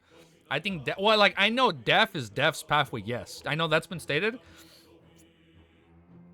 I don't know. Like, it's hard, bro. It's like this series is so like, I've never read anything like this. It's like it's hard. Like, dude, I'm used to like just like this is your ability, you know? Like in One Piece, you just eat your devil fruit, bop bada boop. This is what you get. It's like, how do we go from like a seer to a Miracle Invoker sequence 2, and then you still got 1 and 0. And you know what? It has to. Oh shit! I don't know if Moon said something. Remember that Klein theorized that it's first about being tricky, crafty, and bizarre. Yeah, well, that's what he's speculating Bizarro Sorcerer is, right? I think Death might be sequence 0 of the... I know Death is sequence 0 of the Death pathway, but we know that Fate is only part of it. That's why this is peaking the... Well, I'm not gonna say other series are trash. I'm not gonna say that. But like, I know this is peak. It's just, I don't know, man. I feel like Seer is gonna encompass many traits of different pathways in some way, right? There's strings. Now you can like control the dead, like and turn them into a marionette. Zorotool hinted that a true miracle is bringing the dead back to life. I don't know. But like, I know death is death, right? Like I know death is its own pathway. I don't know, man. Not serious, just the power system in general. He didn't say that. He didn't say that. No. It's trippy, man. It has some. I don't know, man. It's like I can't even like theorize, because like now we know it's Bizarro Sorcerer, and I'm like, okay, now we're being tricksters, and like I'm talking about the power systems, not the whole series. Oh, yeah, we're talking about power systems. Yeah, power system is pretty goated in this series. Fucking bullseye. I'm not even gonna read that out loud. What? Maybe sequence 0 is like a ring master. Yeah, a ring leader or a ring master. And I feel like if you become a ring master or ring leader, you'd have to be like, you'd have to excel. I am still on the circus thing, because so far everything has been kind of like towards the circus thing. Maybe sequence 1 is like a ring leader, or like, yeah, I'm a ring master. Like, I think sequence 0 would be like a ring master.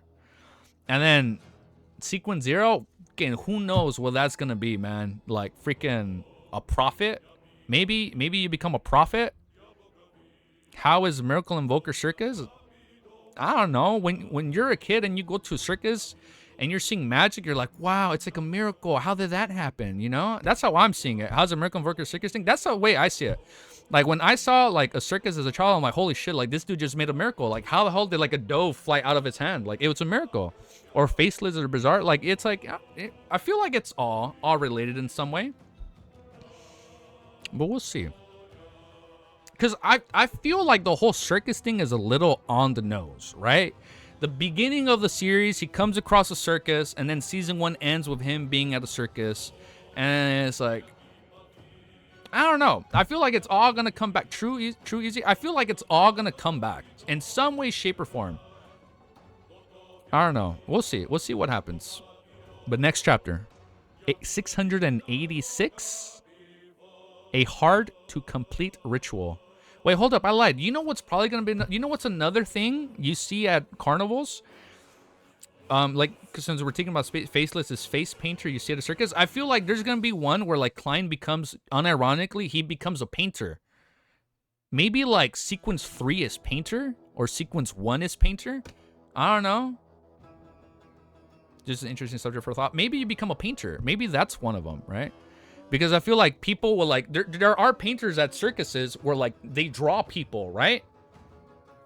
And I've been playing a lot of Expedition 33. So I feel like it'd be pretty cool if like sequence 3 or 1 is like a painter. So like not only you can now like manifest your drawings, not your drawings, but I don't know. Expedition, yeah, that is a deep Expedition 33 reference. And wouldn't that just be Faceless? No, because it's like Faceless, you're changing your appearance, right? Maybe that's like more in a magic, dude. I'm doing like the John Cena thing right now. Holy shit, you can't see me, dude.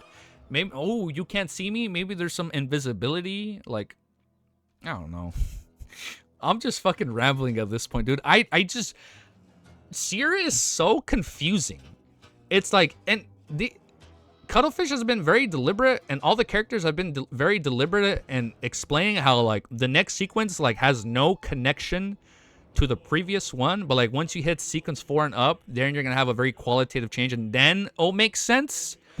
It's like Sierra is just so confusing. It doesn't fucking make sense, which is a good thing. I'm not saying it's a bad thing when I say it doesn't make sense. It's a good thing when because it doesn't make sense, and like you don't get that qualitative change until sequence 4, but it's still bizarre sorcerer, and like I still don't get it, you know? Point is, sequence 3 or 1 is gonna be a painter. That's all I'm gonna say. And then maybe strings come back into play. You know what? A daredevil. I feel like you have to come across a point where you, like in a circus, there's some really, let's be quiet. Okay, hold on, I'm getting close to something. Maybe, oh, sequence 1, 3, or 0 is like a daredevil. Because now that you've done all the very tame abilities in the circus, or the team roles in the circus, now you have to get to the very crazy things. Like now you have to be a daredevil or like a stunt devil. I'm excited for the next volumes. Shit. Hey, yo, bro, just tell me the volume 7, 8. Just tell me the name of the final volume, just to hype me up. No, I'm kidding. Don't tell me. Don't tell me. Don't tell me. All right, next chapter, 686. After we've been rambling for who knows how long, right? Like 5 minutes. Or... All right. Thank you guys. Thank you guys for confirming that. Yeah, Beast Tamer, volume 8. Hell yeah. Or what was it? Roselle's. Chapter 600. I haven't even updated this shit, man. 686. So I'm sorry we haven't been reading that much, but you know what? We've been hanging out. We've been having a fun time. So I'm hoping it's still chill for you guys.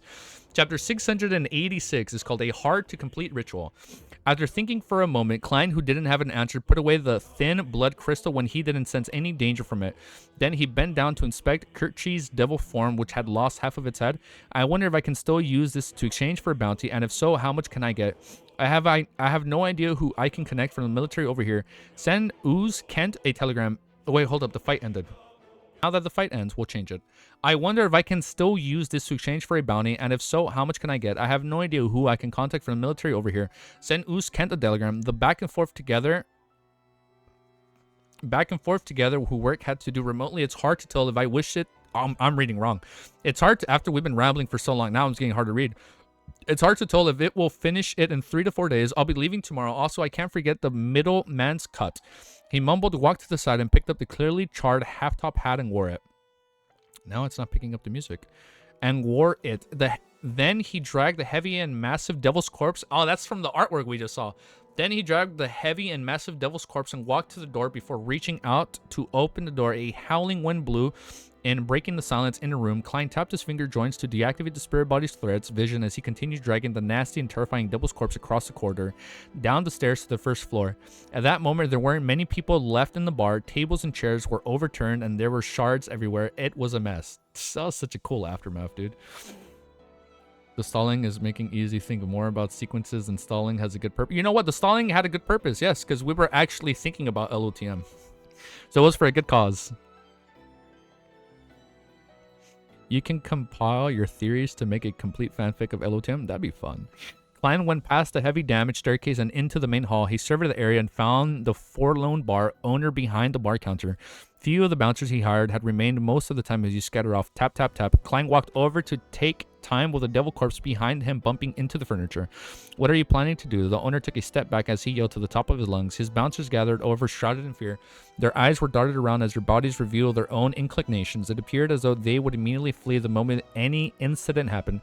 Klein tapped in his tracks, throbbed Kirchie's corpse in front of him. Then he said in a deep voice, "Can you claim the bounty's rewards?" The owner was stunned for a second as he instinctively moved his gaze down before seeing the huge devil's corpse, which still had some blue flames lingering around it.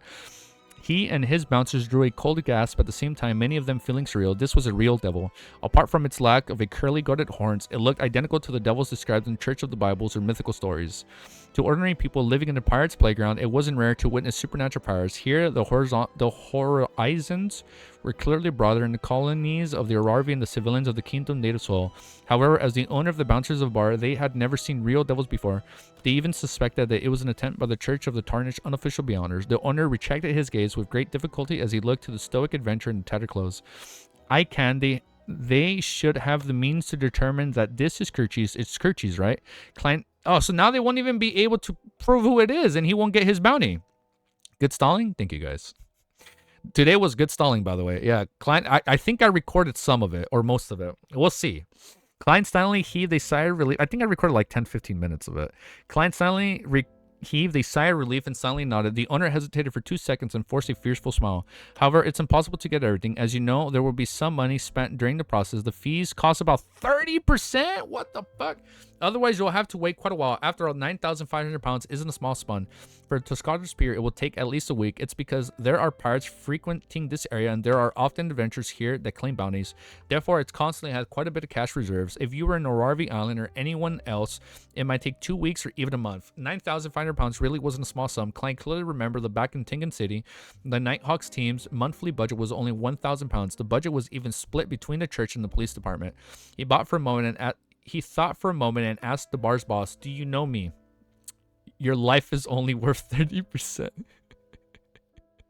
Yes, the owner hurriedly nodded. Klein swept his gaze across everyone and continued asking, "Can you figure out where I'm living?" Yes. The owner bar didn't dare to lie. Klein tersely responded before using a flat and direct tone. "Send 6,000 pounds to me before noon tomorrow." 6,000 pounds. That's less than 70%. That's about 600 pounds short. The owner was taken aback, never expecting the crazy adventurer to take the initiative to lower the price. "Can you do it?" Klein asked again. The additional 650 pounds was his compensation for the bar. After all, that's sweet. After all, he had left the bar in a mess. However, this wasn't something the crazy adventurer wouldn't say himself. He believed that the bar's owner wasn't a philanthropist. There was no way he could have over the excess. He would hand over the excess to others. The owner considered it seriously before replying yes. Even though the official process wouldn't be that fast, there was nothing he needed to worry about. This was because he planned on borrowing some of the money and using his savings to pay the bounty reward which German Sparrow wanted. To be able to earn several hundred pounds at once wasn't something he would miss out on. Klein nodded and didn't speak to others. He turned around and walked to the bar's entrance. When he came near, he took out a few yellow pennies and threw them onto a tiny round table that still stood standing. After some clinking sounds, the pennies spun to the sound. They numbered 8 pence. While doing this, the black-suited Klein didn't stop walking. His figure soon disappeared from the entrance. "What's the meaning of this?" the owner said with a surprised and blank look. Most of the bouncers shook their heads with the same expression, indicating that they didn't know German Sparrow's motives. Only a bouncer who had been standing guard by the door thought with a frown. Then he said uncertainly, "When he first entered, he When he first entered, he took someone's cup of beer and threw it at Kirchie's.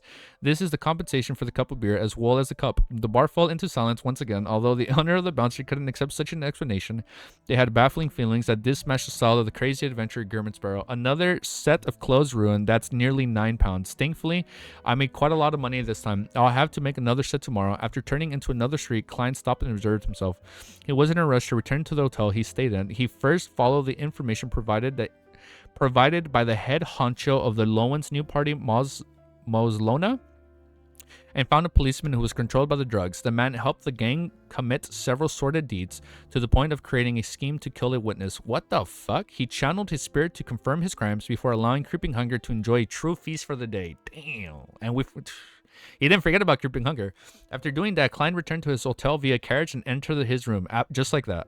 After setting up the altar, he used a ritual to send Creeping Hunger to the thin blood crystal above the gray fog. Sitting at the end of the long bronze table, Klein didn't hesitate to pick up the glove and release the soul of the Priest of Light. The Sequence 5 powerhouse had a thin face and elegant bearing. He was an amiable elder, and he wore a simple white clergyman's robe. He bowed to express his gratitude at the mysterious existence who was concealing by the gray fog. Klein gently nodded a response. Then he conjured his pen and paper and wrote down the divination statement. The potion formulas for the sequences above the sun pathways sequence 7. Leaning back into his seat, he began using dream divination to communicate with his spirit. The grayish world quickly changed. He saw the Priest of Light rolled open a piece of brownish goatskin in a room filled with sunlight. On it was a formula written in ancient basics, sequence 6 notary. Main ingredients: 1 set of crystallized roots of the tree of elders, 5 feathers of spirit-packed birds, supplementary ingredients: 100 milliliters of radiant spirit-packed tree guidance, 1 golden rimmed, these are long ingredients, 1 golden rimmed sunflower, 1 right rimmed sunflower, 5 drops of aqua fern juice. After the scene paused for a few seconds, rippled surface again, outlining an opulent hall filled with golden statues. Inside the hall, a man covered in pure light that prevented one from looking straight at him said to a half-centurion elder, "This is the potion formula for the Priest of Light. Remember, dispel the darkness and praise the sun." The elder received an excitement and spread open an ancient goat skin, sequence 5, Priest of Light. Main ingredients: red comb of dawn rooster, a pure white brilliance rock, supplementary ingredients: 5 grams of rosemary, 7 drops of fingers of citron juice, 10 milliliters of rock water, 60 milliliters of Kings of Dawn roasted blood. Ritual and now hold up, here's the ritual part. Ritual: in pure darkness, bury your entire body in ice that usually doesn't melt. Ice that doesn't melt? Before consuming the potion, the scene quickly vanishes without any additional content. Bury your entire body in ice that usually doesn't melt. Before consuming the potion, the scene quickly vanished without any additional content. Klein wasn't surprised. He knew very well when it involved the domain of a demigod, the 7 churches would often directly provide the potions and rituals without giving them the formula. At this moment, the Priest of Light's figure had mostly dispersed due to the forceful spirit channeling. His painful expression eased as he raised his head and spread out his arms as though he was embracing sunlight. Praise the sun. The Priest of Light closed his eyes as he piously said. Those were his last words as his spirit body rapidly disintegrated and plummeted into the gray fog before completely dispersing. A pious believer, Klein sighed in comment. Following that, he recalled that he had seen in his dreams and recited the formula. The main ingredients of notary is root of a crystal of the tree of elders. I remember that Miss Justice's psychiatrist potion required the fruits of the tree and trees of elder. From the looks of it, the spectator and the sun pathway might be interchangeable at high sequences. The difficulty of the Priest of Light ritual for most people is to find the ice that usually doesn't melt, but is different from Little Sun. To bury a living person in pure darkness and forsaken lands, that's not a good idea. You can't even do that there, dude. To bury a living person in pure darkness in the forsaken lands of gods might lead to one's disappearance. A method to avoid this has to be figured out. You bring him to the real world. Well, you bring him to Tingen. Dispel the darkness and praise the sun is the act. Dispel the darkness and praise the sun is the acting method. Klein considered for a moment before picking up the blood crystal produced by Kirchie's body. After a few seconds of consideration, he wrote down the corresponding divination statement in serious matter, its origins. Holding up the items on the piece of paper, Klein chatted softly once more and entered a dream. In the gray, blurry world, he saw that gigantic sailboat, the Death's Announcers, with its bow and stern curved up high. He saw Kirchie's climb up a soft bladder and arrived on the deck. Okay. Just as the desired Apostle found his footing, a sticky black fog emanated from the deck's cracks. It filled with a corrupted smell that enveloped Kirchie's within it, corrupting the tainting and all the shimmering objects on him, including his body. The gas quickly contracted and entered Kirchie's chest. The color gradually turned red as though it was bloodstained. Finally, everything was restored to normal. Kirchie's genuflected as he said to the deck, I read that wrong. Your will is my will, great deaf announcer. Allowing that, the scene shattered as clean opened his eyes. He sat straight and looked at the thin and long blonde crystal. In thought, he suddenly said, the deaf announcer is alive. A sealed artifact was The deaf announcer is alive. A sealed artifact with living traits. The deaf announcer has living traits? The crystal is the source of it controlling over its crew, and it comes equipped with an intense corruptive force. Therefore, mystical items of low sequence will be corrupted by it? How the fuck do you drink if you're in ice? It's a good question. I guess we're going to find out. Chapter 687 is called Blatherer. Picking up the blood crystal and smelling the faint smell of sulfur, Klein could vaguely sense the corrosive powers hidden deep within. Legend has it that in the abyss is the area with the greatest powers to corruption. Even an angel will fall and lose control there. The people guarding the abyss will eventually be assimilated by the abyss. The characteristics shown by the Desire Apostle does match this point, Depending on the assimilation of a Desire Apostle, Klein allowed his thoughts to wander. Soon he noticed a detail. Kirchie's had declared loyalty to the deaf announcer, not the king of immortality, Agali. Oh. It was... So he declared loyalty to the living ship. Oh, the ship with living characteristics, not necessarily the king of immortality, Agalito. I'm sorry. Is the king of immortality Agalito like the living characteristic of the ship? What the fuck? Is that what it is? Is that what's going on? The people guarding the abyss will eventually be assimilated by the abyss. The characteristics shown by the Desire Apostle does match this point, Depending on assimilation of the Desire Apostle, Klein allowed his thoughts to wander. Soon he noticed a detail. Kirchie's had declared loyalty to the deaf announcer and not the king of immortality Agalito. He has to be the living characteristic of the fucking ship. Does this mean that the real king... Oh, wait. Does this mean that the real king of immortality is Deaf Announcer and Agalito is only a spokesperson of the administrator to infect targets? Like, he's a living embodiment of the Deaf Announcer? What the fuck? Agalito is only its spokesperson or the administrator to infect targets. Oh, he's just the spokesperson. Her rumor has it that Agalito isn't a demigod and isn't at sequence 4. He relied solely on a deaf announcer to become one of the 4 kings. If that's the case, his actual situation is worse than I expected. He doesn't even have any autonomy. Oh my god. Autonomy. Oh my god. Near automata. Come on. Don't fail me. Autonomy. Of course, I can't eliminate the possibility that he's a sequence 4, and his relationship with the deaf announcer is just one of the cooperating partners. He's a demon after all. He's crafty and enjoys misleading people. True. Klein contemplated for a few seconds before attempting to another divination to see if he could obtain any revelations of the blood crystal usage.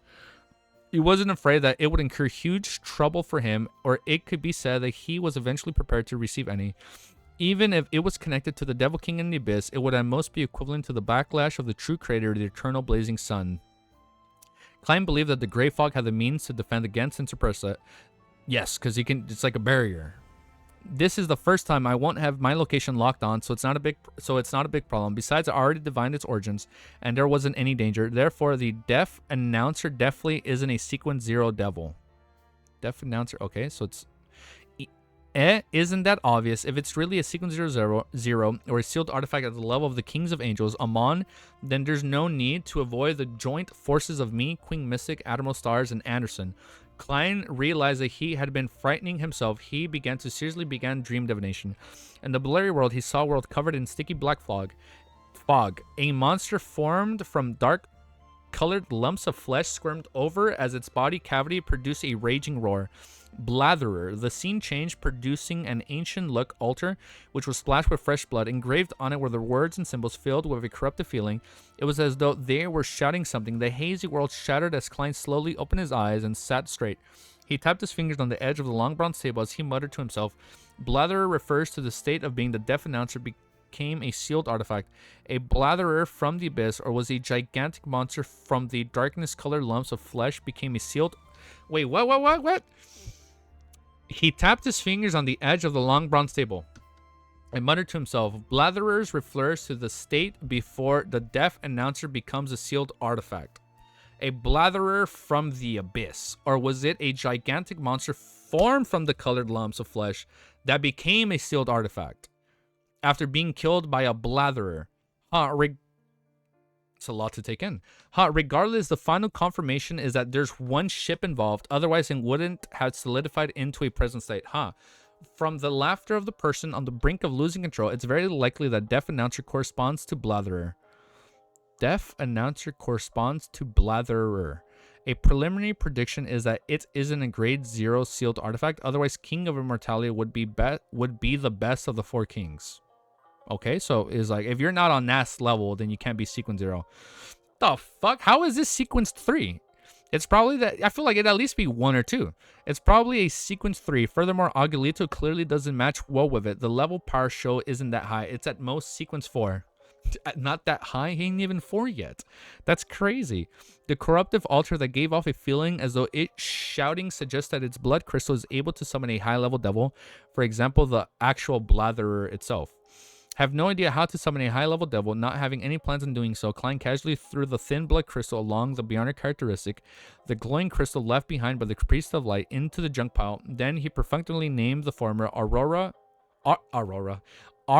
of the Blatherer. After doing he's really easy when it comes he's pretty good at naming things. He's like, just this item of this thing.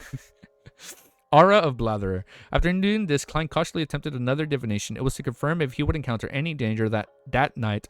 Danger that came from the King of Immortality, Aguilito. Thank you guys for hanging out with me, by the way. I know it's been like over 3 hours, and there's 38, almost 40 of you guys here. Thank you guys. In fact, he already had a prediction from the divination outcome. King of Immortality Aguilito wouldn't touch the ground of the island. Firstly, it was because Toscarter had a hidden demigod ordinary beyonders might not know, but the 4 kings would have some level of understanding, and it was unlikely Aguilito would wish to have any head-on conflict with other demigods. Forcefully entering the territory of another person wasn't his style. Secondly, Klein's previous theory had produced a conclusion. Aguilito didn't dare to leave the deaf announcer, and the deaf announcer had no way of going ashore. It has no way of going ashore. Indeed, Klein received the revelation that it would be very safe that night. This meant that he didn't need to change his appearance and move to another hotel. Around 9 in the morning of the next day, Klein saw Anderson Hood appear the moment he walked into the restaurant on the first floor and found a seat. Anderson immediately sat opposite of him. The strongest hunter used his fingers to comb his short blonde hair, making it part 70-30. As he looked at the German sparrow, he tisked with a laugh. Impressive. You managed to hunt Kerchies even without finding one hand. It's a ship. How would it go ashore? Well, I mean, I thought like the ship could still go. I thought like to the beach, you know, like go ashore. Like now it's like it's bound to water. That's how I read it. Like, okay, like now like the ship wouldn't even be able to pull up to like to a beach side or like a harbor, right? Because it couldn't even like go ashore. That's what I meant. Like it's bound. Well, I know it's bound to the sea, right?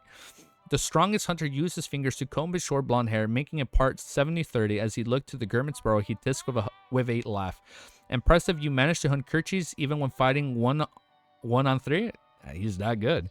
The way you dragged the Gibble's corpse downstairs has already spread throughout the Tusk. Look at him aura farming, even though he's about to put German sparrow to rest. The way you dragged the devil's corpse downstairs has already spread throughout the Scarred Pier. It's said that even a pirate with bounty on their head has decided to distance themselves from your sights. They will not appear anywhere within a 5-kilometer radius of you. Damn, they're all fucking scared, dude. Ever since he acquired himself with Frank Lee, Klein had quit drinking milk.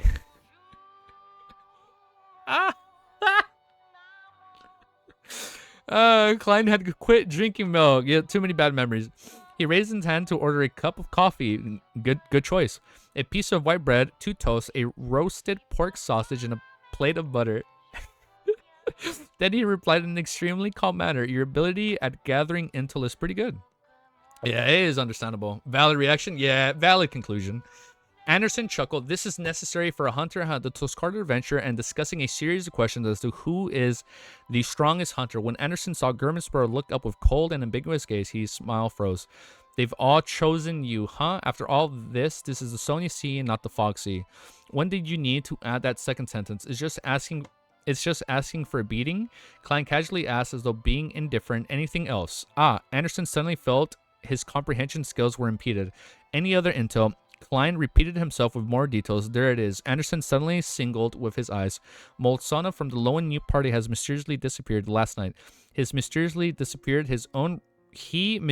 disappeared. I wonder what happened to him, right?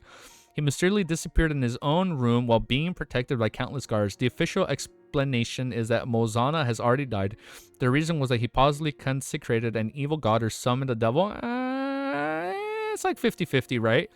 No one believes that. It's because the Church of the Storms had received an anonymous letter that had detailed the records of Molsana's crimes, as well as evidence. He stared intently at Gurman Sparrow, hoping that the crazed adventurer would provide him with more information. I talked a bit too much. Nah, you guys are all good. He clearly remembered that Gurman Sparrow had just asked him who deserved to be killed yesterday afternoon, and his answer was Molsana from the Lowen New Party. Klein tersely responded without saying anything more. At this moment, a figure rushed into the hotel. After looking around, he walked towards Klein in delight. He was none other than the bar owner from before. Oh, his money. Mr. Sparrow, the owner, took off a bonnet that had a depression in the middle of it and bowed. It has already been confirmed that the process will take another 2 days. Shit. After all, it's too large of a sum. I know you'll be leaving today, so in order to not delay your schedule, I've decided to cover the bounty for now. He's going to do it? Well, a portion of it comes from the bar's liquid cash, and a portion of it I loaned from my friends. Please make sure that the number is right. Damn, really? He deliberately spoken in detail to express his goodwill to Gurman Sparrow while earning a profit. He wanted to befriend this crazy adventurer. As for whether the King of Immortality would seek revenge on him, he wasn't too worried. Many a time, Kerchies would similarly claim bounties through him. After all, it was a reward for battles between pirates. Everyone liked gaining some additional cash. It was an unspoken rule at sea.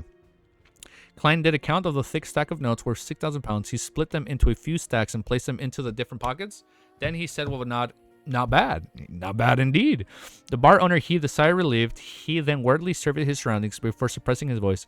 "You have to be careful. King of Immortality is a very vengeful person. And don't worry about it, bro. He might intercept your ship at sea. He ain't gonna do anything." He didn't dare to say that he had the means to arrange for someone to board certain ships to depart in secret, afraid that this would be detected by King of Immortality and that he would suffer retaliation result. "I know," Klein replied indifferently. The bar owner didn't speak further. He bowed once more and left the hotel's restaurant. "Do you have the means to leave?" Anderson looked at Gurman Sparrow without a look of curiosity. "Guess." Klein revealed a gentlemanly smile. The corner of Anderson's lips twitched. "I'm relieved by seeing your confidence. By the way, the tickets, it set sail at 1:30 in the afternoon. Impressive. I thought I was rather amazing, earning 1,600 pounds in one night. Who knew?" Klein is like, "Shit, he earned 6,000. Yeah, he did not. No. He's like, "I'll pay him. Like, now we're friends, right? Impressive. I thought I was rather amazing, earning 1,600 pounds in a night. Who knew?" Klein didn't respond as he began enjoying his breakfast. Later, he made a new suit to prevent himself from lacking a change of clothes. Time passed. As soon as it was time to board the ship, Anderson held a newly bought suitcase and looked at Gurman Sparrow beside him. He asked, seemingly worried, "Are we just leaving on this ship? The deaf announcer should be around the surrounding waters. The future left yesterday after it was resupplied." He felt that leaving while under the wraith of the King of Immortality wasn't a wise choice. It's impossible for Gurman Sparrow to be crazy enough to just storm right into death, right? Unless this is his trap. A thought came to Anderson. He's like, "Oh, what a smart man. Being friends with Gurman Sparrow is a form of protection." Like, it's good. They came to Anderson as he had a hunch. Klein didn't turn his head to look at him. He directly boarded the liner with his suitcase. His thoughts were simple. It was likely that Deaf Announcer could sense something wrong with its aura. Based on the King of Immortality, modus operandi, it was unlikely for him to make a forceful assault. It was his assumption he was wrong, that the moment the Deaf Announcer appeared along his horizon, Klein would immediately enter his room and pray to himself. Then he would go above the gray fog and use the Sea God Scepter? To use the scepter to respond. He wanted to see who was stronger, the Blatherer at sea or the Sea God. This wasn't Klein's original plan. He had planned on using Sea God Scepter's ability to command the sea creatures to find an underwater carriage for him. An underwater carriage? An underwater quote-unquote carriage for himself. Then, under layers of protection from his charms, he would pull Alderson out onto the waters and escape the range of the Deaf Announcer's blockade before secretly boarding a liner he had tickets to. However, in consideration to the targets of revenge had disappeared all of a sudden, it's possible the King of Immortality would vent his anger and others to be slaughtering lands indiscriminately. After all, pirates didn't abide by the law, nor the day come with any proper morals. After divining above the Great Fog, Klein ultimately decided to leave Brandsea. All right, he decided to leave Brandsendley. I cannot say that word. Big fish to carry him. Truly Aquaman. Truly Aquaman, right? We're going to do overall thoughts. I think we're going to end it there. And then we will be back later today for the trailer reacts. And I might react to Be Hero X episode 4 off stream. I want to see how long it takes to do one off stream and edit it and upload it. That way we can prepare for the Dunqua reacts. We're going to try that. We're going to try doing that off stream. So I had a fun read through. What are your thoughts on Deaf Announcer? It's kind of hard asking that right away. It's like, it'd be cool. You know what would be kind of sick? Just like how the Angel smiled at Klein and how a Rhodes is like Klein's like I love you, like my master. It'd be cool in some way, shape, or form if like Deaf Announcer's like, the fool, like I will be your ship. Like, maybe at the end of the day, like, he just wants to test Gurmit Sparrow to see if he's worthy to being the captain of his ship, you know? And that's what the Blatherer, like, that's like the Blatherer's true intention. Bruh. That's probably not the case, but that'd be so funny. The Blatherer is probably like, Gurmit Sparrow, bro, living in a fairy tale. Like, just imagine, like, the Blatherer is such a crazy entity in and of itself. Like, who is worthy of being the captain, right? Of that ship in and of itself. Gurmit Sparrow. And all of this is to test Klein's, like, you know, to see if he's like worthy. But on a serious note, I do want to know more. I don't know if they're gonna reveal more, because we still have about what, like 50 chapters before we I'm getting lightheaded. We still have about 40 chapters before we finish Volume 3, so it'd be pretty cool if we get more on it. That'd be pretty sick. All right, I'm gonna end it there. I'm starting to get lightheaded because I'm hungry. It's hot. I need to eat. Still hyped for your eventual reactions for the concept movie, and the previews. Oh, I'm excited, bro. So the ship is Excalibur. Oh, you're excited for 2BRX? Yeah, I'm gonna see how much I can catch up off stream, and then edit it and upload it. If you're still going to, yeah, no, we're still gonna go into content in the previews. Yeah, we're still planning. At first, I think I want to catch up with the anime before we do all that, just to see. I want to see how fast I can do anime reacts. That way, because just heads up, when the eventual Lord of Mysteries Dunqua release, I think our read through will be a little slow. Like, it won't be every day, right? Like, because I think when there's an anime out, or when an episode comes out, I think I'm only gonna focus on that episode. So we'll see how it goes. Definitely. Well, it's only gonna be once a week, right? Deaf Announcer to Klein. I have been waiting for someone like you. Literally, AN. That's what I'm thinking. Like, I've been waiting for someone as worthy of you. All right? That'd be funny. You should do the 2 Beer Hero X previews they add to the story. Okay. Well, let me at least watch episode 4 since it's... Or 5. Let me at least watch the 4th episode and the 5th episode, since I think that wraps up Nice's story. Because I know you guys mentioned it changes, right? So let me at least finish that off stream, upload it, and see how it goes. I want to see how fast I can do it off stream. I'm going to try and time myself. But thank you guys for hanging out with me. I know today was a little unannounced. It was we were jumping a little bit. We're kind of all over the place.